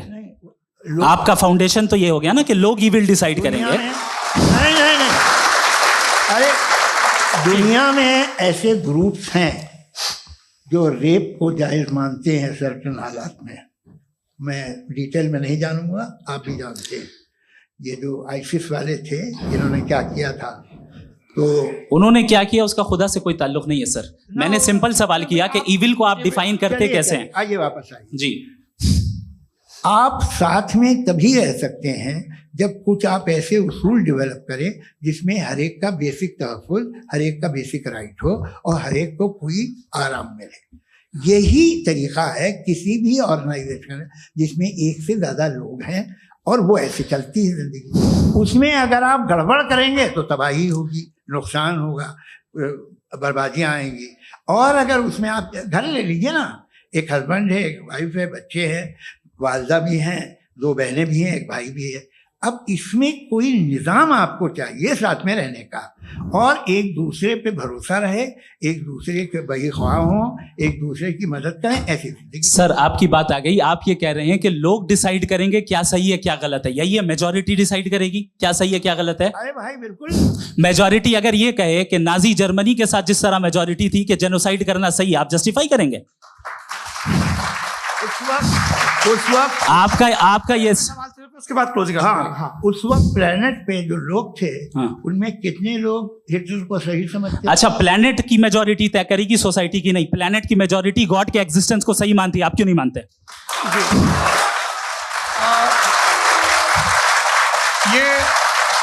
हेलो ये क्रॉस क्वेश्चन का राउंड यहाँ पर समाप्त होता है। और ये बड़ा अच्छा है कि इस तरह से फ्रेगमेंट कर दिया गया है ताकि जो मरकरी ऊपर जा रहा है नीचे जवाब दे दूं। जी, प्लेनेट की ज्यादातर मेजॉरिटी कुछ दूसरे मजहबों के खुदा को मानती है। आप उन्हें क्यों नहीं, आप तो मेजोरिटी की बात कर रहे हैं। अच्छा, ये क्लोजिंग आप ये कह रहे हैं इविल और गुड को डिसाइड मेजोरिटी करेगी, मेजोरिटी जो कर दे वो सही हो जाएगा। क्लोजिंग इसको जैसा आप ही लोगों ने तय किया है उसी फॉर्मेट को फॉलो कर लेते हैं। हाँ भाई, मैंने तो भले लोगों पे एतबार किया और तब मॉडरेशन तय किया। जी, आपके पास 5 मिनट का वक्त है, क्लोजिंग आर्ग्यूमेंट है, उसके बाद हम ऑडियंस से क्वेश्चन आंसर लेंगे जावेद साहब की क्लोजिंग आर्ग्यूमेंट के बाद। ओके, बहुत शुक्रिया जी। हमारा जो टॉपिक है डज गॉड एग्जिस्ट, मैं इस पे इतने एकेडमिक तैयारी करके आया था, मुझे था कि मैंने सोचा था कि कई सारे मैं आर्ग्यूमेंट्स दूंगा, लेकिन वक्त की भी किल्लत और जावेद साहब बार बार इधर उधर चले जा रहे थे तो उसको भी थोड़ा एंटरटेन करना पड़ गया। डज गॉड एग्जिस्ट पे मैं एक ही आर्ग्यूमेंट दे पाया। आर्ग्यूमेंट्स बहुत हैं और डेफिनेटिव आर्ग्यूमेंट्स हैं, और मेरे आर्ग्यूमेंट को किसी एक राउंड में भी इन्होंने एंटरटेन नहीं किया और रेफ्यूट नहीं किया। एक राउंड में भी नहीं, एक राउंड में भी नहीं। और ना ही अभी आपका क्लोजिंग आर्ग्यूमेंट आएगा, नहीं, वो बता देना। Argument of contingency sir. अरे मैं आपसे कई बार कह चुका हूँ कंटीजेंसी का मतलब। अब मैं कैसे समझाऊं आपको? आपस में हाँ, आप और कितने आसानी से समझाऊं मैं, मुझे तो नहीं समझ में आ रहा है। आप अपनी आर्ग्यूमेंट ऑफ कंटीजेंसी उर्दू में बोल सकते हैं। हाँ, आप अपनी बात पूरी कर लें जी, आखिरी 4 मिनट। दूसरी चीज, just a minute please ma'am, can I talk? दूसरी चीज ये है कि आपने एक तो इसका जवाब नहीं दिया, दूसरा आपने गॉड के ना होने पर कोई डेफिनेटिव आर्ग्यूमेंट नहीं दिया, सिर्फ मजहब पे बात कर रहे हैं आप। मजहब तो आज हमारा टॉपिक ही नहीं था। आज तो हमारा टॉपिक हो, आप मजहब से ले लेकर आईएस तक चले गए। भाई हमारा क्या ताल्लुक है उससे? We condemn them. और उसका गॉड से क्या ताल्लुक है? अगर कोई गलत काम कर रहा है, किसी ने किसी को कत्ल किया, किसी ने किसी का रेप किया, उसको सजा मिलनी चाहिए। और आपके पास कोई भी rational strong foundation of morality नहीं है। आपने कहा कि मेजॉरिटी तय करेगी सोसाइटी की, वो सही होगा। मैंने कहा हिटलर को फिर आप सही कहेंगे, नहीं, प्लैनेट की सोसाइटी की मेजॉरिटी तय करेगी। तो प्लैनेट की मेजॉरिटी गॉड के एग्जिस्टेंस को मानती है, आप कह रहे हैं ये रिलीजियस है। तो यानी आपके पास कोई स्ट्रॉन्ग फाउंडेशन नहीं है ऑब्जेक्टिव मोरालिटी का। ऑब्जेक्टिव मोरालिटी का अगर कोई फाउंडेशन है तो वो सिर्फ गॉड है, गॉड है, गॉड है। थैंक यू जी। ये मुफ्ती शमाइल नदवी साहब का क्लोजिंग आर्ग्यूमेंट था। अब हमारे पास जी ये बड़ा अच्छा है कि दोनों लोगों को मॉडरेटर से शिकायत भी और बोल रहे हैं भाई हमारी शाबाशी भी तो करते चलो। अब मेरी बात जी, आपके पास जावेद अख्तर साहब 5 मिनट का वक्त है, ये आपका क्लोजिंग आर्ग्यूमेंट है, टाइम रीसेट कर दें। जी देखिए, बहुत सारी बातें हैं। गॉड का डेफिनेशन दुनिया के किसी भी रिलीजन में है कि वो ओमनीपोटेंट है, वो ओमनीप्रेजेंट है, he is just, he is kind, he loves you and so on. मैं जब दुनिया देखता हूँ तो मुझे कोई ऐसा सुप्रीम पावर यहाँ दिखाई नहीं देती है जो इंसान की बहबूदी के लिए कुछ कर रही हो, कमज़ोर को बचा रही हो, मदद कर रही हो, जालिम को पीछे हटा रही हो। मैं नहीं देखा, तारीख में नहीं। एक तो अगर है और ये देख रहा है तमाशा, तो उसका होना न होना बराबर है। दोयम ये कि ये जो है, जब आप ये कहते हैं कि कायनात जिसकी कंटीजेंसी है, मैं देखिए वो लफ्ज़ इस्तेमाल किया मैं, तो ये कैसे हो सकती है भाई? और फौरन आप सरेंडर कर देते हैं कि जाहिर है कि इसका बनाने वाला तो इससे 10,000 गुना ज़्यादा कॉम्प्लिकेटेड होगा। उस पर आपके होने पे कोई इतराज नहीं है। उसे वो टाइमलेस है, वो पहले से था, टाइम तो बहुत बाद में आया, ये सब आप मानने को तैयार है, जिसका आपके पास कोई सबूत नहीं, आपके पास कोई रीजन नहीं है। आपकी तारीफ क्या है मजहबों की? बिलीफ की, जो खुदाओं का बिलीफ है, ये कॉन्स्टेंटली गलत साबित होता रहा है। मतलब आप कहें कि अरिस्टोटल के ज़माने में तो सब जाहिल थे, वो भी इतने ही यकीन से खुदा पे यकीन रखते थे, जो अब नहीं रहा, ये भी नहीं रहेगा, आप लिख लीजिए। और इसके आसार आपको दुनिया में दिखाई देना शुरू हो चुके हैं। ये बहस क्या आज से 100 साल पहले इस तरह हो सकती थी? यहाँ तक तो आपको हम ले आए हैं। तो सर अरे इनको मदद की जरूरत नहीं भाई, ये सेल्फ सफिशिएंट आदमी है, आप क्यों इनकी मदद कर रहे हैं? Sir please. तो ये जो है तमाम बातें अपनी जगह हैं, ये एक पैकेज है। आप अकेले, कोई आदमी ऐसा नहीं जो सिर्फ गॉड को मानता हो, उसके साथ बहुत पैराफर्नेलिया आता है, अलग अलग पैराफर्नेलिया आते हैं। They have always created chaos in the society. मैं तो आपको सीधा ऑफर देता हूँ कि दुनिया में 10 इम्पॉर्टेंट बिलीव्स है। आप एक मानते हैं, 9 नहीं मानते, 9 में आप एथीस्ट हैं, 9 को आप बिल्कुल रीजनेबली मेरी तरह देखते हैं। तो 90 मजहबी आदमी भी 90% एथीस्ट है, वो दूसरे खुदा नहीं मानता, एक खुदा मानता है अपना वाला, बाकियों को कहता है गलत है। अगर आप मानना ही बंद कर दे तो आपका 10% चांस है कि आप सही हैं और 90% चांस है कि आप गलत हैं।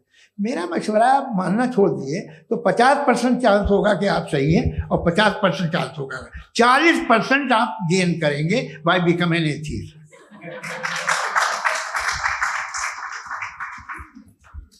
ये एक फरसूदा ख्याल है, ये खत्म हो रहा है। हो सकता है मेरी ज़िंदगी में ना हो, लेकिन ये हो जाएगा।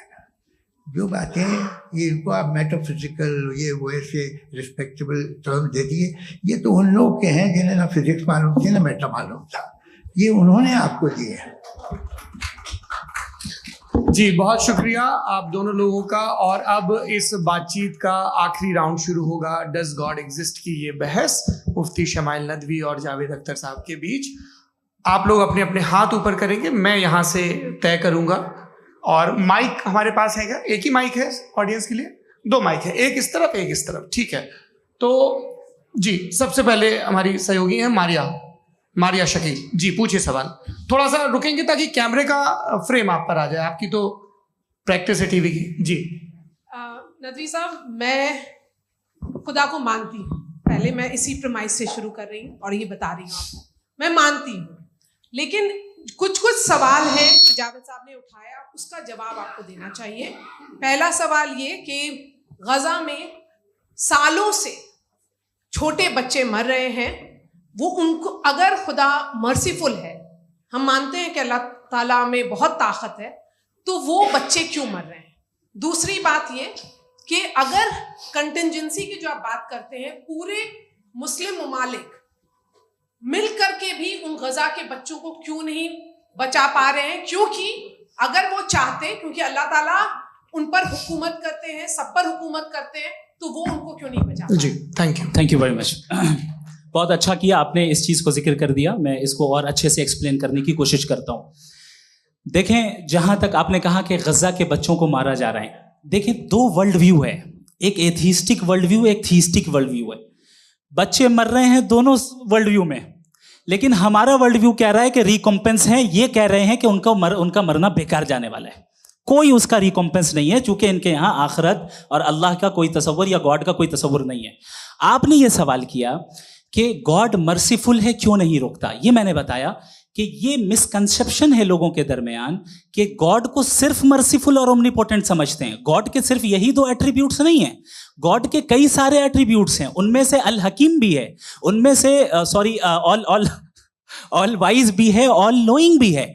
लिहाजा अगर इस दुनिया में किसी को तकलीफ आ रही है और गॉड उसको नहीं रोक रहा है, वो इसलिए नहीं रोक रहा है चूंकि इंसानों को फ्री विल दिया गया है।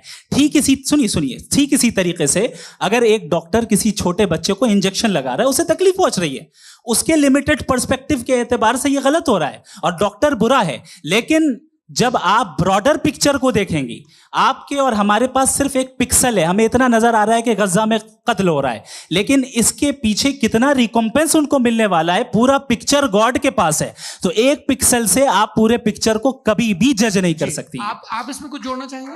आपको कुछ बोलना है इसमें? भैया आपने बहुत अच्छा जस्टिफिकेशन दिया। या आप वो जो वहाँ के प्राइम मिनिस्टर इजराइल के उन्हें भेजिए, वो बहुत खुश होंगे। आप जस्टिफिकेशन दे देना कि अगर गॉड नहीं है तो बच्चे क्यों मर रहे हैं, आप बताएं। वो ये सवाल पूछ रहे हैं कि अगर आप ईश्वर का अस्तित्व नहीं मानते हैं तो उन बच्चों की मौत को आप कैसे इंटरप्रेट करते हैं? भाई ये दुनिया जो है, जो ताकतवर लोग होते हैं वो एक नाइंसाफी करते हैं। तो ये अच्छा काम है आपके नजदीक, तो नेचर नाइंसाफी पे मबनी है। अरे मेरे भाई, आप नेचर की कहाँ बात कर रहे हैं, तो इंसान की बात कर रहे हैं। तो फिर जब मैं इंसान की बात कर रहा था, आप नेचर की बात करने लग गए। क्रॉस एग्जामिनेशन नहीं। हाँ, अब आप मुझे बोलने नहीं देंगे तो अलग बात है, आप बोलिए, मैं मुझे कोई जी नहीं, ये क्रॉस एग्जामिनेशन है। मुझे बोल तो लेने दीजिए। जी बोलिए। क्या बात ये है कि ह्यूमन सोसाइटी तभी साथ में रह सकती है जब वो मोहब्बत से, एकता से, एक दूसरे के एहतराम करके रहे। इसके अलावा पॉसिबल नहीं है, अकेले तो इंसान रह नहीं सकता। वहाँ पर कुछ लोग हैं जो फाउल करते हैं। वो फाउल हमेशा से तारीख में होता आया है। आज ये हो रहा है, जो हो रहा है बहुत बुरा हो रहा है, बहुत जालिमाना है, बहुत जाबराना है। उसको आप कहें कि ये बच्चों को कॉम्पनसेशन मिल जाएगा या इसकी इंजेक्शन है, इंजेक्शन तो हेल्थ के लिए दिया जाता है। आप ये कह रहे हैं कि ये बच्चों की जो धज्जियां उड़ रही हैं ये इंजेक्शन है, ये टेस्ट है, ये टेस्ट है, और उस टेस्ट में उनको ऐसा रिकॉम्पेंस मिलेगा जो आपके तस्वुर के बाहर है। ये आप 3 बरस के बच्चे को बारूद से उड़ा के टेस्ट ले रहे हैं। वाह, वो नहीं ले रहा है, खुदा नहीं उड़ा रहा है, इजराइल उड़ा रहा है। ये तो उसको कंडेम अगला सवाल लेते हैं प्रोफेसर पुरुषोत्तम अग्रवाल। मुफ्ती साहब, एक निवेदन आपसे है कि कम से कम थोड़ा सा माइक क्लोज, एक रिलीजियस और फिलोसफिकल कर मैं प्लीज। एक रिलीजियस और फिलोसफिकल ट्रेडिशन है जो ब्रह्मांड को यानी यूनिवर्स को ही अंतिम मानती है। सर्वम खलु इदम ब्रह्मम, this is Chandogya Upanishad, and it completely rules out the existence or necessity, आपके शब्दों में necessity of a creator. The creation itself is the creator. तो एक minute please.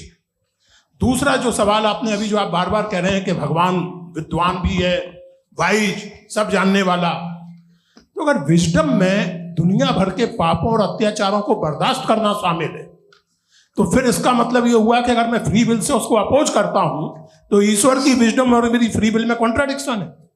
Because when I am opposing whatever is happening in Gaza, then I am opposing the God's will और God's wisdom. जवाब लेते हैं। तो गॉड की wisdom, एक minute sir please sir, ये एक जुमला, गॉड की विजडम है कि गाजा में जो कुछ हो रहा है वो हो रहा है, मैं उसको अपोज कर रहा हूं, तो मैं गॉड की विजडम के खिलाफ जा रहा हूं। एक सवाल। दूसरा ये नहीं, आपने 2 ऑलरेडी। सर आप और सवाल कर लें, लेकिन मुझे 2 जवाब दे। पहले आपने ये कहा, सुनिए मेरी बात सुनिए। इजराइल के गॉड के मुताबिक तुम्हारा ठीक हो रहा है ना? नहीं हो रहा है, ठीक नहीं हो रहा है। मैं बता रहा हूँ क्या हो रहा है, आप तशरीफ रखें, मैं बता रहा हूँ क्या हो रहा है। Let me complete please. एक सेकंड गाइस, एक सेकंड। ये देखिए, ऐसा है कि ये सब बड़ा आपस में विचार विमर्श के बाद ये तय हुआ था कि कुछ नियम बना लिए जाएं ताकि एक टाइम बाउंड बातचीत चले। और भाई साहब, आप बड़ा जरूरी काम कर रहे हैं, लेकिन कैमरे के फ्रेम में आके उस काम को गड़बड़ कर दे रहे हैं। ठीक है गुरु, अब मेरे को कहीं का गुस्सा कहीं निकालना था, सॉरी। नहीं, कोई गुस्सा नहीं है जी। तो प्रोफेसर ने सवाल पूछे, आप उनके जवाब दें, और थोड़ा ये सब लोग थोड़ा ख्याल रखें भाई, सवाल संक्षिप्त रखें जी। आपने 2 सवाल किया। सबसे पहला ये कहा कि हमारे पास ये कॉन्सेप्ट है कि ये यूनिवर्स खुद नेसेसरी बीइंग है, creation itself is the creator. How irrational is this कि मैं एग्जिस्ट करूंगा बाद में, लेकिन अभी एग्जिस्ट कर भी रहा हूं, यानी एक ही टाइम में एग्जिस्ट भी कर रहे हैं, नहीं भी कर रहे हैं। This is not true. दूसरी चीज, आपने कहा कि अगर इजराइल में, सॉरी माफ कीजिएगा, Israel doesn't exist, occupied Palestine में अगर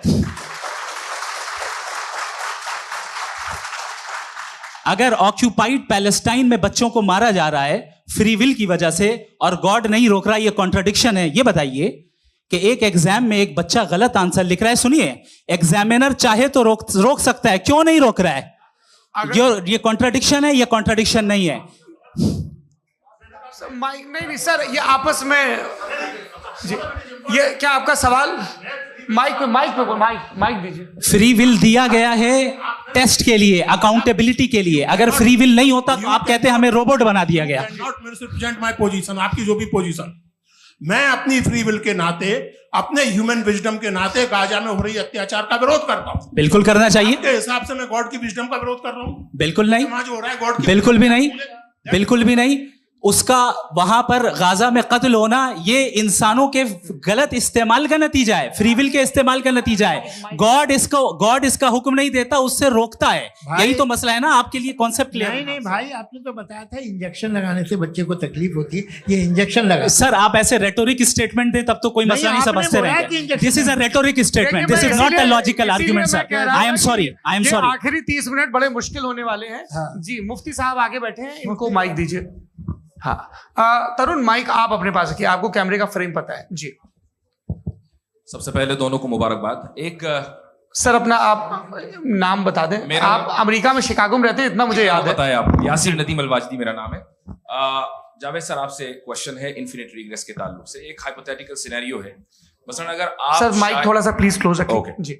अगर आप शायर इसलिए हैं कि आपके कोई उस्ताद शायर थे, और वो इसलिए शायर थे कि उनके कोई उस्ताद शायर थे, और इसी तरीके से हम माजी में पीछे चलते चलते चले जाएं और कहीं ना रुके, तो माफ कीजिएगा आप कभी शायर नहीं हो सकते। लेकिन आप शायर हैं, आपका शायर एग्जिस्ट करता है, इसका मतलब ये है कि आप कहीं ना कहीं रुके हैं।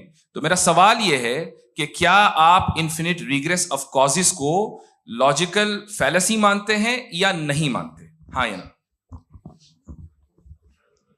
मैं इन्हें लॉजिकल फैलेसी नहीं मानता हूँ, लेकिन मेरा प्रॉब्लम यह है कि जब मैं नहीं मानता हूँ तो I will continue with this logic जो फैलेसी नहीं हो। आप एक जगह रुक जाते हैं जाके, आप कहते हैं ये गेंद कैसे बनी, ये जजीरा कैसे बना, ये समंदर कैसे बना, ये ज़मीन कैसे बनी, और अचानक गॉड पे जाके आपको ब्रेक लग जाता है। एक बार आप सवाल नहीं करते कि भाई इनको बनाने वाला तो इनसे भी कॉम्प्लिकेटेड होगा, वो कैसे बना, उसके बारे में आपने इत्मीनान कर लिया वो हमेशा से। तो अगर आप उसे हमेशा से मानते हैं तो फिर ये मान लीजिए कि कायनात हमेशा से, क्या तकलीफ है?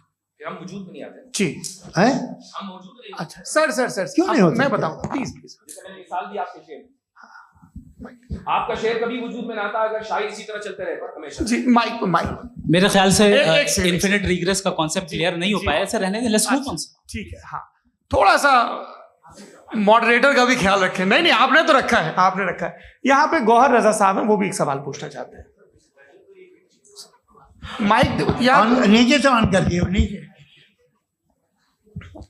पहले तो ये कह दूं कि मैं उन बच्चों से शर्मिंदा हूं जिनको गजा में कत्ल किया गया, क्योंकि हमारे होते हुए कत्ल किया गया। लेकिन उससे ज्यादा शर्मिंदगी इस बात से हुई कि मुझे लगा कि मुफ्ती साहब उसको जस्टिफाई कर रहे हैं। बिल्कुल भी नहीं। आप बहुत ही गलत। मुझे लगा मैं गलत हो सकता हूं। बिल्कुल गलत। मैं सवाल पूछ रहा हूं, मैं सवाल पूछ रहा हूं। मैं जावेद भाई से डिसएग्री करता हूं। एक सेकंड देखिए, अगर देखिए ऐसा एक सेकंड आप सर वेट अरे आप कुछ मेरे पहले मुझे अपनी बात कह लेने दीजिए। अगर ऑडियंस तय करेगी तो फिर मॉडरेटर का मतलब नहीं। मेरा आप सबसे ये कहना है, ये बहस दो लोगों के बीच में है, एक तरफ मुफ्ती साहब, एक तरफ जावेद साहब। पिछले 1.5 घंटे से ये लोग अपने अपने तर्क रख रहे हैं। आपकी इनसे इत्तेफाकी हो सकती है, ना इत्तेफाकी हो सकती है। मेरे उस्ताद मुझे सिखा गए हैं कि मुखामुखम में असहमति की गुंजाइश बची रहनी चाहिए। अगर मैं आपकी बहुत इज्जत करता हूं गौहर साहब, आपने जो कमाल की किताबें लिखी साइंटिफिक टेम्परामेंट, लेकिन मेरी ये गुजारिश है आप सबसे कि यदि आप इन लोगों ने जो बोला उन पर टिप्पणियां करेंगे तो ना वक्त की पाबंदी रहेगी ना वो अनुशासन। आप सवाल पूछ लें, उस सवाल में जो बात आ जाए वो आ जाए। मैं जावेद साहब से डिसएग्री करता हूं, इसलिए जावेद साहब से सवाल पूछ रहा हूं। आपका सवाल जावेद अख्तर साहब से। और सवाल ये है मेरा कि जावेद साहब ने कई बार लॉजिक का इस्तेमाल किया कि साइंस में लॉजिक है और रिलीजन में लॉजिक नहीं है। मेरा ख्याल ये है कि रिलीजन में भी लॉजिक है, लेकिन उस लॉजिक की बेसिस ये है कि आप रुक जाते हैं, जिसका जिक्र जावेद साहब ने बार बार किया। यानी खुदा के तसव्वुर पे आते हुए, गॉड के तसव्वुर पे आते हुए रुक जाते हैं। और इसमें सवाल पूछना मतलब फॉरबिडन होता है। सवाल यह है कि क्या जावेद साहब इससे अग्री करते हैं कि साइंस की लॉजिक अलग है और रिलीजन की लॉजिक अलग है? बताइए सर। देखिए, तीन चीज़ें हैं। साइंस है, एक है मंतिक है, इस्तिदलाल है, और एक जो है कुछ भी नहीं है, फेथ है, अकीदा है। मैं अकीदे की लॉजिक का कायल नहीं हूँ। मुझे आप इस्तिदलाल से, लॉजिक से, रीज़न से समझाइए, मैं मानने को तैयार हूँ, मेरा क्या नुकसान होगा। लेकिन ये कि अकीदे पे मैं नहीं जा सकता हूँ। अकीदे का मतलब है कि तुम ये मान लो, सवाल ना करो, ये नहीं। आप सारी बातें करके, बड़ी साइंटिफिक बातें करके एक जगह जाके खुदा के हुदूद पे रुक जाते हैं, सरेंडर कर देते हैं। मैं सरेंडर करने को तैयार नहीं। That's all. जी, ये आगे सर बैठे हुए हैं, इनको माइक दीजिए। भाई वो आप पूछना चाह रहे थे ना? हाँ, नहीं मैं ये थैंक यू जी। आपका नाम? आसिम इफ्तिखार। आसिम जी, पूछिए। सर, जावेद सर से सवाल है कि आपने अपने माइक थोड़ा करीब रखिए। अपने क्लोजिंग स्टेटमेंट में ये बात कही थी कि मज़हब का जो फ्यूचर है वो ज़्यादा दिन नहीं जाने वाला है, लेकिन मैं देख पा रहा हूँ कि जो ऑक्सफोर्ड यूनिवर्सिटी की एक स्टडी है 2011 में हुई है, जिसके 50 एकेडमिशियंस ने इसको अंजाम दिया था, उसमें वो ये कहते हैं कि जो फेथ इन गॉड है वो इनबिल्ट है ह्यूमन नेचर के अंदर, जिसको हम कहते हैं फितरत के अंदर शामिल है वो। और वो ये कहते हैं कि अगर कोई ये समझता है कि मज़हब को वो ख़त्म कर देगा तो ये उसकी गलत फहमी है। तो आप इसके बारे में, इस स्टडीज़ के बारे में क्या कहते हैं? ठीक है, मैं उनसे एग्री नहीं करता हूँ। वो कौन से प्रोफेसर होंगे? ऐसा उनके क्या पास डेटा है, इन्होंने डेटा के बेस होगा। डेटा क्या हो सकता है? फ्यूचर का डेटा तो नहीं हो सकता ना उनके पास, प्रेजेंट का डेटा हो सकता है। डेटा आपने सुना 100 साल पहले का बाद का डेटा? मैंने तो नहीं सुना आज तक। तो आज उनकी ये राय है और हो भी रहा है, ठीक है। दुनिया में तरह तरह की राय है लोग, लेकिन मैं समझता हूँ कि वक्त के साथ इंसान ज़्यादा से ज़्यादा रीजनेबल और लॉजिकल होता जा रहा है। आज आप देखिए वेस्टर्न यूरोप में क्या परसेंटेज है नॉन बिलीवर्स की, बहुत हाई। वहाँ चर्च खाली पड़े होते हैं। तो अल्टीमेटली तो इंसान कोई ऐसी बात बहुत अरसे तक नहीं मान सकेगा, चाहे गलत या सही, जो उसे, उसके दिमाग को, उसके जहन को, उसकी लॉजिक को अपील न करे। वो कह रहे हैं तो ऑक्सफोर्ड के होंगे तो कैम्ब्रिज के होंगे, मुझे क्या लेना देना। उनका डेटा मुस्तकबिल का नहीं हो सकता है। जी दीपक, हाँ पूछिए। मैं आऊंगा अभी, पीछे की साइड भी आऊंगा, माइक वहीं भेजूंगा 2-3 साल के लिए। जी जावेद साहब, आपसे सवाल है। नमस्ते। अरे भाई सर, अगर आप ही लोग को तय करना है तो फिर 200 लोग तय कर लें। ये एक साथ नहीं sir, please don't do this sir. Everybody has a right sir, but we can only take selected questions. No sir, अरे ये यंग लोग भी हैं तो इनकी ये अब उतने यंग, भाई आप यंग हैं कि नहीं हैं? वो कह रहे हैं वो भी यंग हैं साहब, आप उनकी नौजवानी पर दावा उनको ही करने थे। हाँ मुफ्ती साहब, आप यंग, हाँ पूछे। अरे भैया सर, मेरा सवाल ये है, कुछ इनसे भी तो पूछो।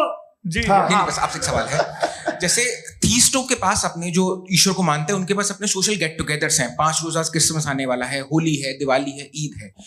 एथिस्ट क्या ऑफर कर रहे हैं? मतलब मैं इनकी दुकान से बोलूं, मैं आना चाहता हूं उस तरफ, पर मैं अट्रैक्ट नहीं हो पा रहा हूं। मैं सोशल गेट टुगेदर्स क्या है आपके पास? वो ये कह रहे हैं कि जो धार्मिक लोग हैं, अलग अलग धर्म के लोग, उनके उत्सव त्योहार, कॉन्ग्रेगेशन बहुत हैं। अब आपको मैं एक सुनाता हूँ, यहाँ हिस्टोरियन भी बैठे हैं। मृदुला जी, आप बताइएगा सही है क्या? ये एक कॉन्स्टेंटाइन, एक ग्रीक रोमन बादशाह था, जो क्रिश्चियनिटी आने के 400 साल बाद उसने डिसाइड किया कि मैं क्रिश्चियन हो जाऊंगा, मेरी पूरी स्टेट कैंसिल हो जाएगी। उस जमाने में ऐसे ही होता था, राजा जो धर्म इख्तियार करता था वो जनता भी कर लेती थी। इसलिए कि वो हो गया था बैंकरप्ट, और उसे जो मेडिटेरियन कोस्ट के रिच क्रिश्चियन वो थे मर्चेंट, उससे पैसा चाहिए था। तो उसने कहा यार क्रिश्चियन हो जाओ। तो उसने अपने वजीर से कहा कि भाई ये हिस्ट्री है कि अब हम लोग क्रिश्चियन हो जाते हैं। पहले सर हो जाएंगे, कोई प्रॉब्लम नहीं है, लेकिन एक प्रॉब्लम ये है कि 17 दिसंबर से 25 दिसंबर तक जो पेगन फेस्टिवल होता, जो पेगन जो फेस्टिवल होता है वो बंद हो जाएगा, इसलिए कि हम क्रिश्चियन हो गए तो होगा नहीं। तो वो बच्चों को बहुत बुरा लगेगा, पब्लिक को बहुत इंजॉय करते हैं, खासतौर से 25 को मेन डे। उसने कहा ये तो सही कह रहे हो, ये जीसस क्राइस्ट की पैदाइश कब थी? पहले साहब वो अप्रैल में थी। नहीं, कट करो, वो 25 दिसंबर को है। ये हकीकत है। और 400 साल बाद क्रिश्चियनिटी के अप्रैल से दिसंबर ले आए, और इसलिए कि यहाँ पेगन फेस्टिवल होता था। अब मनाते हैं आप आराम से। ये जो सारे फेस्टिवल हैं ये रिलीजन थे। हर एक को एक इंटरटेनमेंट डिपार्टमेंट चाहिए होता है अपनी कंपनी चलाने के लिए। तो ये रिलीजन ने, ये सेकुलर त्योहार थे जिन्हें रिलीजन्स ने ले लिया है। ये मौसम के थे, फसलों के थे, किसानों के थे, उसको आपने लेके रिलीजियस रंग दे दिया। ये कोई रिलीजन से थोड़ी आए हैं आप। अच्छा हमें देखिए, हम तो मुल्द हैं, हम ईद मनाते हैं, हम दिवाली मनाते हैं, हम होली मनाते हैं, हम क्रिसमस मनाते हैं। बम्बई की फिल्म इंडस्ट्री की सबसे बड़ी होली हमारे घर में, सबसे बड़ी ईद हमारे घर में। वो हमारे सोशल वो है, हमारे हेरिटेज है। ऐसा थोड़ी है कि we will throw the baby along with the water. ये तो अच्छी चीज़ है, इन्हें रखो, जो बेकार है फेंक दो। जी हाँ, हेलो जी, मेरा सवाल नादवी जी से है। जैसा कि आपने बोला कि गॉड टाइम के भी परे है और गॉड इतनी कॉम्प्लेक्स चीज है कि उसे ह्यूमन माइंड समझ नहीं सकता, और गॉड ने अर्थ पे फ्री विल भी दे दी है, तो आप अपना वक्त जाया क्यों कर रहे हैं गॉड के बारे में बात करके? अपन को तो बात करनी चाहिए कि सोसाइटी को बेहतर कैसे करें। जी, मैं गॉड वही बताता है सोसाइटी को कैसे बेहतर करें। अभी मैं आपका जवाब देता हूं। आपने कहा कि टाइम पे वो एग्जिस्ट नहीं करता, मेरा सवाल ये है कि जैसा आपने बोला कि गॉड बहुत ही कॉम्प्लेक्स चीज है। मैंने कहा ही नहीं कि कॉम्प्लेक्स है, तो आपके अल्फाज है। कॉम्प्लेक्स का लफ्ज गॉड के लिए सुइटेबल नहीं है। क्यों? क्योंकि कॉम्प्लेक्स वो चीजें होती हैं जो ऑब्जेक्ट हो। God is not an object जिसको आप इंस्ट्रूमेंट के जरिए लेबोरेटरी में जाके टेस्ट करें, oh it's very complex. No, वो कोई कार का इंजन नहीं है। वो फिलोसॉफिकली नेसेसरी बीइंग ऐसी बीइंग है जो सिंपल बीइंग है। हाँ, आप उसको मुकम्मल तौर पे उसकी तमाम हिकमतों को जान ले और हर चीज को जान ले, ये पॉसिबल नहीं है, क्योंकि वो ऑल वाइज है, आप ऑल वाइज नहीं है, और वो खुदा है, वो आपको सारी चीजें बता दे, ये जरूरी नहीं। मेरा सवाल ये नहीं था, मेरा सवाल ये था कि जब गॉड इतना परे है इस दुनिया से कि उसने अर्थ पे फ्री विल भी दी है, हम सब ह्यूमंस की फ्री विल है, और जो सोसाइटी में हो रहा है वो अपन लोग डिसाइड करेंगे, तो अपन लोग डिसाइड नहीं करेंगे ना, अपन लोग डिसाइड नहीं करेंगे।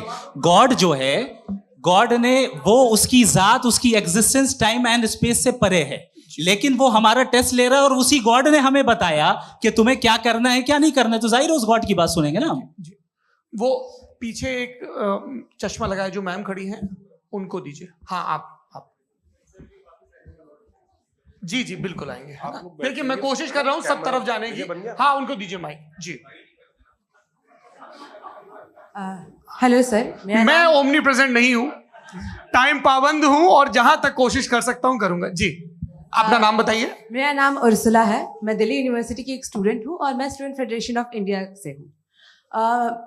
मेरा सवाल मुफ्ती जी से है कि इस हॉल के इस कमरे में बैठ के हम लोग रेप की मोरालिटी के बारे में फिलोसफिकली बात तो कर सकते हैं, बट असलियत ये है कि रोजमर्रा की जिंदगी में औरतें रेप के थ्रू गुजरती हैं, और हम लोग सिर्फ नंबर्स पे इस तरह नहीं देख सकते, क्योंकि कितनी औरतें हैं इन कंट्रीज में जहां पे आप बता रहे हैं कि केसेस कम हैं, जिनका एक्सेस है कि वो जाके केस फाइल कर सकें।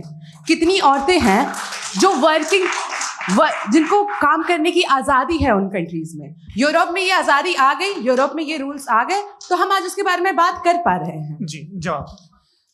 आपने ये कहा कि कमरे में बंद होकर हम लोग इस पर फिलोसफिकली बात कर सकते हैं, लेकिन हकीकत में क्या हो रहा है, वो ग्राउंड लेवल पे क्या हो रहा है जो बहुत गलत हो रहा है, और वो सफ़र कर रही हैं। आई एग्री, बहुत गलत हो रहा है, और जो गलत हो रहा है उसको हमें रोकना है। और क्यों रोकना है, वो गलत क्यों है, हमारे पास इसका ऑब्जेक्टिव फाउंडेशन है, इनके पास उसका ऑब्जेक्टिव फाउंडेशन नहीं है। मैं ये कहना चाह रहा हूं कि जहां पे भी जुल्म हो रहा है, जहां पे भी औरत पे जुल्म हो रहा है, या उसकी इज्जत लूटी जा रही है, या उसे तकलीफ पहुंचाई जा रही है, और सिर्फ औरत नहीं, किसी इंसान के ऊपर भी जुल्म हो रहा है, तो उसके खिलाफ खड़ा होना, ये मोरालिटी हमारे पास गॉड के पास से आई है। वरना जावेद साहब तो कह रहे हैं कि जो है मेजॉरिटी डिसाइड करेगी, तो मेजॉरिटी तो कभी भी बदल सकती है। क्या आप ये थोड़ी सी आपको गलतफहमी है। मैं अगर मेरे जुमले से ये मदनत निकला या मैंने कहा, तो ये जुमला मैं वापस लेता हूँ। ये मेरा मतलब ही नहीं था कि मेजॉरिटी डिसाइड करेगी। मेजॉरिटी डिसाइड करे तो दुनिया में बड़ी, वैसे आपने कहा था ये जुमला। अच्छा, हो सकता है, मैं मान रहा हूँ, बाद में रिकैप कर लेंगे। अरे एक सेकंड, मैं अपनी एक्सप्लेनेशन देता हूँ। मुनासिब बात यह है कि हम सब के सब दिल में जानते हैं कि क्या अच्छा है क्या बुरा है, हमें पता है अच्छी तरह से। जो लोग बुरे काम करते हैं उन्हें भी मालूम अच्छा क्या। यही तो सवाल था हजरत सर, कि फिर सर, ये मोरालिटी आई कहाँ से? Cross examination. हाँ जी, हाँ जी। मोरालिटी साथ रहने की डिजायर से आई। यानी साथ रहकर जो कुछ कह दे जो कुछ कर दे वो हो जाएगा? नहीं नहीं, तो आप कायदे से रही कर सकते हैं जब तक लोगों में मोरालिटी हो, वरना क्यास हो जाएगा। ये आपको कैसे पता? जी, हमने देखा ना जहाँ मोरालिटी का क्यास हो गया, हम देखते हैं। कहाँ पे देख भाई तो दुनिया में आप जो कह रहे हैं आप अभी कहीं मैं पे आप अगर लोगों गलत को हो रहा है इस बहस तो के उसको बाद आप मैं गलत देखिए। सर मुफ्ती आप साहब, मैं- एपिस्टेमोलॉजी की मुफ्ती बात कर रहे हैं, मैं ऑन्टोलॉजी की अरे बात मुफ्ती कर रहा साहब, हूँ। मैं इस बहस के फाउंडेशन बाद आप क्या है? दोनों लोगों को चाय पे फाउंडेशन होस्ट करूंगा, वहां पे क्रॉस एग्जामिनेशन कर लीजिएगा। अभी ऑडियंस का हक मार रहे हैं आप लोग भाई। सर जस्ट लोग हैं आप लोग। और ये भाई ये हाँ, बच्चे- उधर आएंगे, उधर इनको आएंगे। भी। जी सर, आएंगे अच्छा सर मेरा नाम लईकुर रहमान है और मैं अलीगढ़ मुस्लिम यूनिवर्सिटी का स्टूडेंट हूँ। और जहाँ तक मुझे पता है कि sir you are also product of Aligarh Muslim University. मैं भी उसी चमन का बुलबुल। हाँ सर, तो बड़ी खुशी हुई मुझे जान करके कि मैं आपसे मिलूंगा। सवाल सर मेरा सवाल यह है, सर सैयद अलैहि रहमा का नजरिया यह था कि खुदा के वजूद को अकल के दायरे में रह करके तलाश करना, न कि पूरी तौर से उसका इनकार कर देना। Sir how will you define it? नहीं तो ये तो आप इन्हें बताइए। ये सर, सवाल है आपसे कि खुदा का वजूद साबित कर रहे हैं।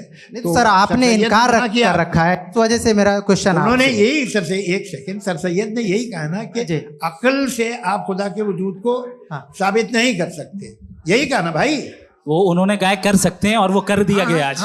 वो फोन तलाश करना या साबित करना अकल से अकल से नहीं हो सकता। अरे सवाल तो सुन लीजिए जी।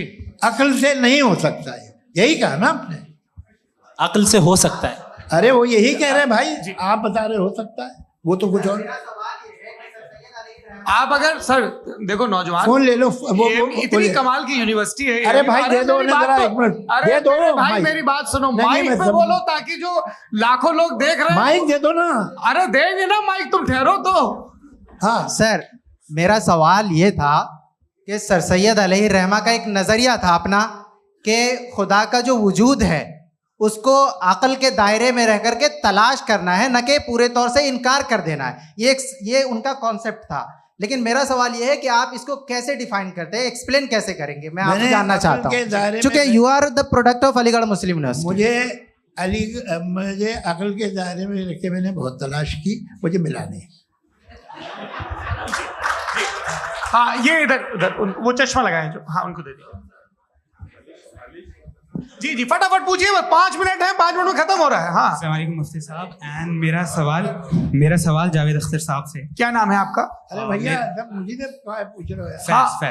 फैज पूछिए फैज साहब। तो मेरा सवाल ये है कि अभी जो एथियस्ट है वो problem of evil argument use कर रहे हैं अगेंस्ट मुस्लिम्स, राइट? कि इस दुनिया में इतना सारा इविल है और अगेंस्ट मुस्लिम तो यहाँ अगेंस्ट थियस्ट। हाँ थोड़ा सा करेक्ट कर लीजिए भाई। पूरी मशक्कत ही इसी बात की थी कि किसी एक मजहब पे बात ना टिके। जी, तो बेसिकली ये आर्गुमेंट ऐसा है कि इस दुनिया में इतना ज्यादा इविल एग्जिस्ट करता है और अगर एक ऑल गुड गॉड है तो वो रोकता क्यों नहीं है?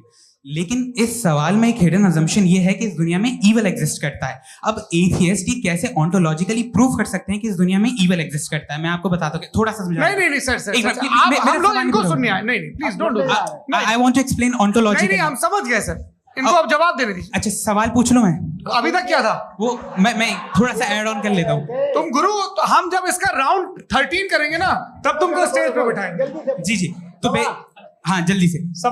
तो देखिए एथियज्म के हिसाब से सब कुछ रैंडमली बन गया है, सब कुछ एटम्स और मॉलिक्यूल्स है। एक पत्थर में और मुझ में सिर्फ इतना फर्क है कि हम लोग एटम्स और मॉलिक्यूल्स का अलग अलग रीअरेंजमेंट है। अब एक पत्थर को कोई इंसान तलवार से 2 टुकड़ों में काट दे या मुझे, according to atheism it is same. There is no evil and good according to atheism. जी अच्छा फैज साहब का सवाल ये है कि हाँ कोशिश भी करते तो इससे गलत सवाल नहीं कर पाते। एक लाइफ फॉर्म है और लाइफ फॉर्म में फीलिंग है, मतलब लाइफ फॉर्म सुनता है, देखता है, टेस्ट कर सकता है, फील कर सकता है। तो उसकी जो ये जो क्वालिटी इस बबल में आ गई है वो जानवर में भी है, इंसान में भी है। तो जाहिर है कि उसे कोई तकलीफ पहुंचेगी, तो चूंकि उसके पास वो सेंसिटिविटी है तो मैं करेगा। पत्थर में वो सेंसिटिविटी नहीं है। तो ये क्या सवाल हुआ कि अगर पत्थर को काटा तो पत्थर को तकलीफ नहीं होती, तो आपको काटे तो आपको क्यों तकलीफ हो? बैठ जाइए। जी हाँ अगला सवाल। हाँ पूछे जी। जावेद अख्तर साहब, अरे भैया, सब आप लोग मुफ्ती साहब को छोड़ रहे हैं, तो मेरे ही पीछे पड़े हैं क्या? फिर चलो बोलो भाई। You asked how God can exist when children die in Gaza. हाँ? You asked how God can exist when children die in Gaza, and you also mentioned the rise of atheism in Europe. But the same events also are leading many atheists and non-believers to turn towards faith. How do you interpret this contradiction, where suffering pushes some away from God, yet brings others closer to belief? देखिए, आपको एक बात बताऊं, दुनिया perfect तो कहीं भी नहीं है, हर जगह कुछ खामियां हैं। बेटा एक मिनट, मैं आप ही को कहेंगे, देखो वो तो कुछ खामियां, कमजोरियां, खराबियां सब जगह है। लेकिन अगर देखोगे ईमानदारी से कि दुनिया सबसे ज़्यादा महज़ब कहाँ है, एक आम शहरी को कहाँ हुकूक हासिल हैं, वो बोल सकता है, अपनी मर्ज़ी से काम कर सकता है, अपनी मर्ज़ी से राय दे सकता है, हुकूमत के ख़िलाफ़ बोल सकता है, बरसरे इख्तिदार लोगों के बारे में बोल सकता है, सरमायादारों के ख़िलाफ़ बोल सकता है। तो आपको ये स्कैंडिनेवियन कंट्रीज़ में मिलेगा, वेस्टर्न यूरोप में मिलेगा। मैं नहीं कह रहा वो परफेक्ट है, बिल्कुल नहीं, वहाँ बहुत खराबियाँ भी हैं, परफेक्ट तो कोई नहीं। लेकिन जिन जिन मुल्कों में, लैटिन अमेरिका देखो, गल्फ देखो, वहाँ पर आपको ये ज़रूर है कि रेप नहीं होते होंगे। रेप की ज़रूरत क्या है भाई? उसको तो ख़रीद लो, घर में रखो, सड़क पर रेप करने की क्या ज़रूरत है? मगर सुनिए, मगर हकीकत ये है कि वहाँ शख्सी आज़ादी राय देने की, बोलने की नहीं है। जी, ये एक आखिरी सवाल मुफ्ती साहब से। हाँ मैम, इनको माइक दीजिए। शुक्रिया। मेरा नाम मनीषा है, मैं हरियाणा से आई हूँ। मैं मुफ्ती साहब से एक बात पूछना चाहती हूँ। आप बार बार जावेद साहब को कॉन्ट्राडिक्ट तो कर रहे हैं कि आपने ये कहा, लेकिन आप भी अजम्पशंस के बेसिस पे बात कर रहे हैं। आपने खुदा के होने का कौन सा प्रूफ पेश किया है, खुदा की एग्जिस्टेंस का? अब इस सवाल को अलग रहने दीजिए, कौन एथीस्ट है कौन नहीं है। और दूसरी बात जो आपने एक छोटी सी कही थी कि ये फ्री विल का इस्तेमाल करता है इंसान अपनी, लेकिन इस फ्री विल का इस्तेमाल में मतलब खुदा ने ये दे दी सबको ये इजाजत कि वो कितना घिनौनापन और कितनी ज्यादा खराब से खराब तरीके इस्तेमाल कर सकते हैं। जवाब सुनते जी। आप फ्री विल को मानती है ना, या अब कहती है कि फ्री विल नहीं है ना? मानती है ना? तो अब आपके पास इसका कोई एक्सप्लेनेशन नहीं है कि अगर एक इंसान उस फ्री विल का इस्तेमाल करके गलत काम कर रहा है और बच के अच्छी जिंदगी गुजार के निकल जा रहा है, उसका कोई रिकम्पेंस नहीं है। हमारे वर्ल्ड व्यू में जो इंसान गलत काम कर रहा है उसको भी रिकम्पेंस यानी उसका बुरा बदला मिलना है, और जो सही काम कर रहा है उसको सही बदला मिलना है। लिहाजा जो फ्री विल है वो इस तरीके से है कि एक लिमिटेड टाइम तक खुदा ने मोहलत दी है। ऐसा नहीं कि छूट दे दी, जो करना है करते रहो हमेशा। वक्त आएगा जब एग्जाम का टाइम खत्म होगा तब रिजल्ट आएगा, दौराने एग्जाम जबरदस्ती आपको नहीं बताया जाएगा। अरे भाई एक सेकंड, जी सवाल मुफ्ती साहब से मेरा, सर मैम मुफ्ती साहब से जी मैम रुक जाइए, आपसे फोन, आप इसके बाद आपसे यही रहेंगे वो। हाँ बोलिए। मैं मुफ्ती साहब एक ही सवाल करता हूँ कि अगर जो हो रहा है फ्री विल से हो रहा है और एक दिन बरोज़ क़यामत इंसाफ होगा मैशर में वगैरह वगैरह, तो दुआ क्यों मांगते हैं लोग? दुआ मांगते हैं इसके मतलब है अभी भी उसने ये डिपार्टमेंट रखा है कि मैं रोजमर्रा की जिंदगी में बिल्कुल ही कैन। तो तुम कैन हो, तुम मुझे नौकरी दिला देते हो, मेरे बेटे को ग्रीन कार्ड दिला देते हो, और 45,000 बच्चे मरते उन्हें रोकते नहीं हो। नहीं तो क्या आप ये कह रहे हैं कि इस दुनिया में जालिमों को कभी पकड़ ही नहीं होती है? अरे जो भी पकड़ होगी वो बच्चे रोते हैं। बिल्कुल, देखिए मैंने अपने ओपनिंग स्टेटमेंट में यही कहा था कि जनाब जावेद साहब सिर्फ इमोशनल आर्गुमेंट देंगे। This is an emotional argument. ये छोटे मोटे इसके पीछे का रीजन मैंने बताया क्या है। देखिए मैं बार-बार यहाँ पर मैंने बताया मंच से आप लोगों को सज्जनों इसलिए कह रहा हूं ताकि थोड़ा सा आपके कॉन्शियंस पे जोर रहे कि आपको ऑर्डर बचा के रखना है। वक्त तय हुआ था, ये वक्त पूरा हुआ, आपने इतने धैर्यपूर्वक सुना, मैं आप सबका बहुत बहुत शुक्रगुजार हूं। यदि इन दोनों विद्वानों की इच्छा होगी तो कभी हम इस बातचीत का राउंड 2 राउंड 3, यही तो देखिए खूबी है इंसान की कि बहस मुबाहसे में वो पड़ा रहता है। आप लोगों ने बड़े धैर्य का परिचय दिया, बहुत बहुत शुक्रिया। इसी के साथ ये बातचीत आप लोग को मैं एक बात बता दूं, ये सारी बहस हो गई, अब मुफ्ती साहब और बड़े मुफ्ती साहब इन साथ के साथ मैं खाना खाने वाला हूँ।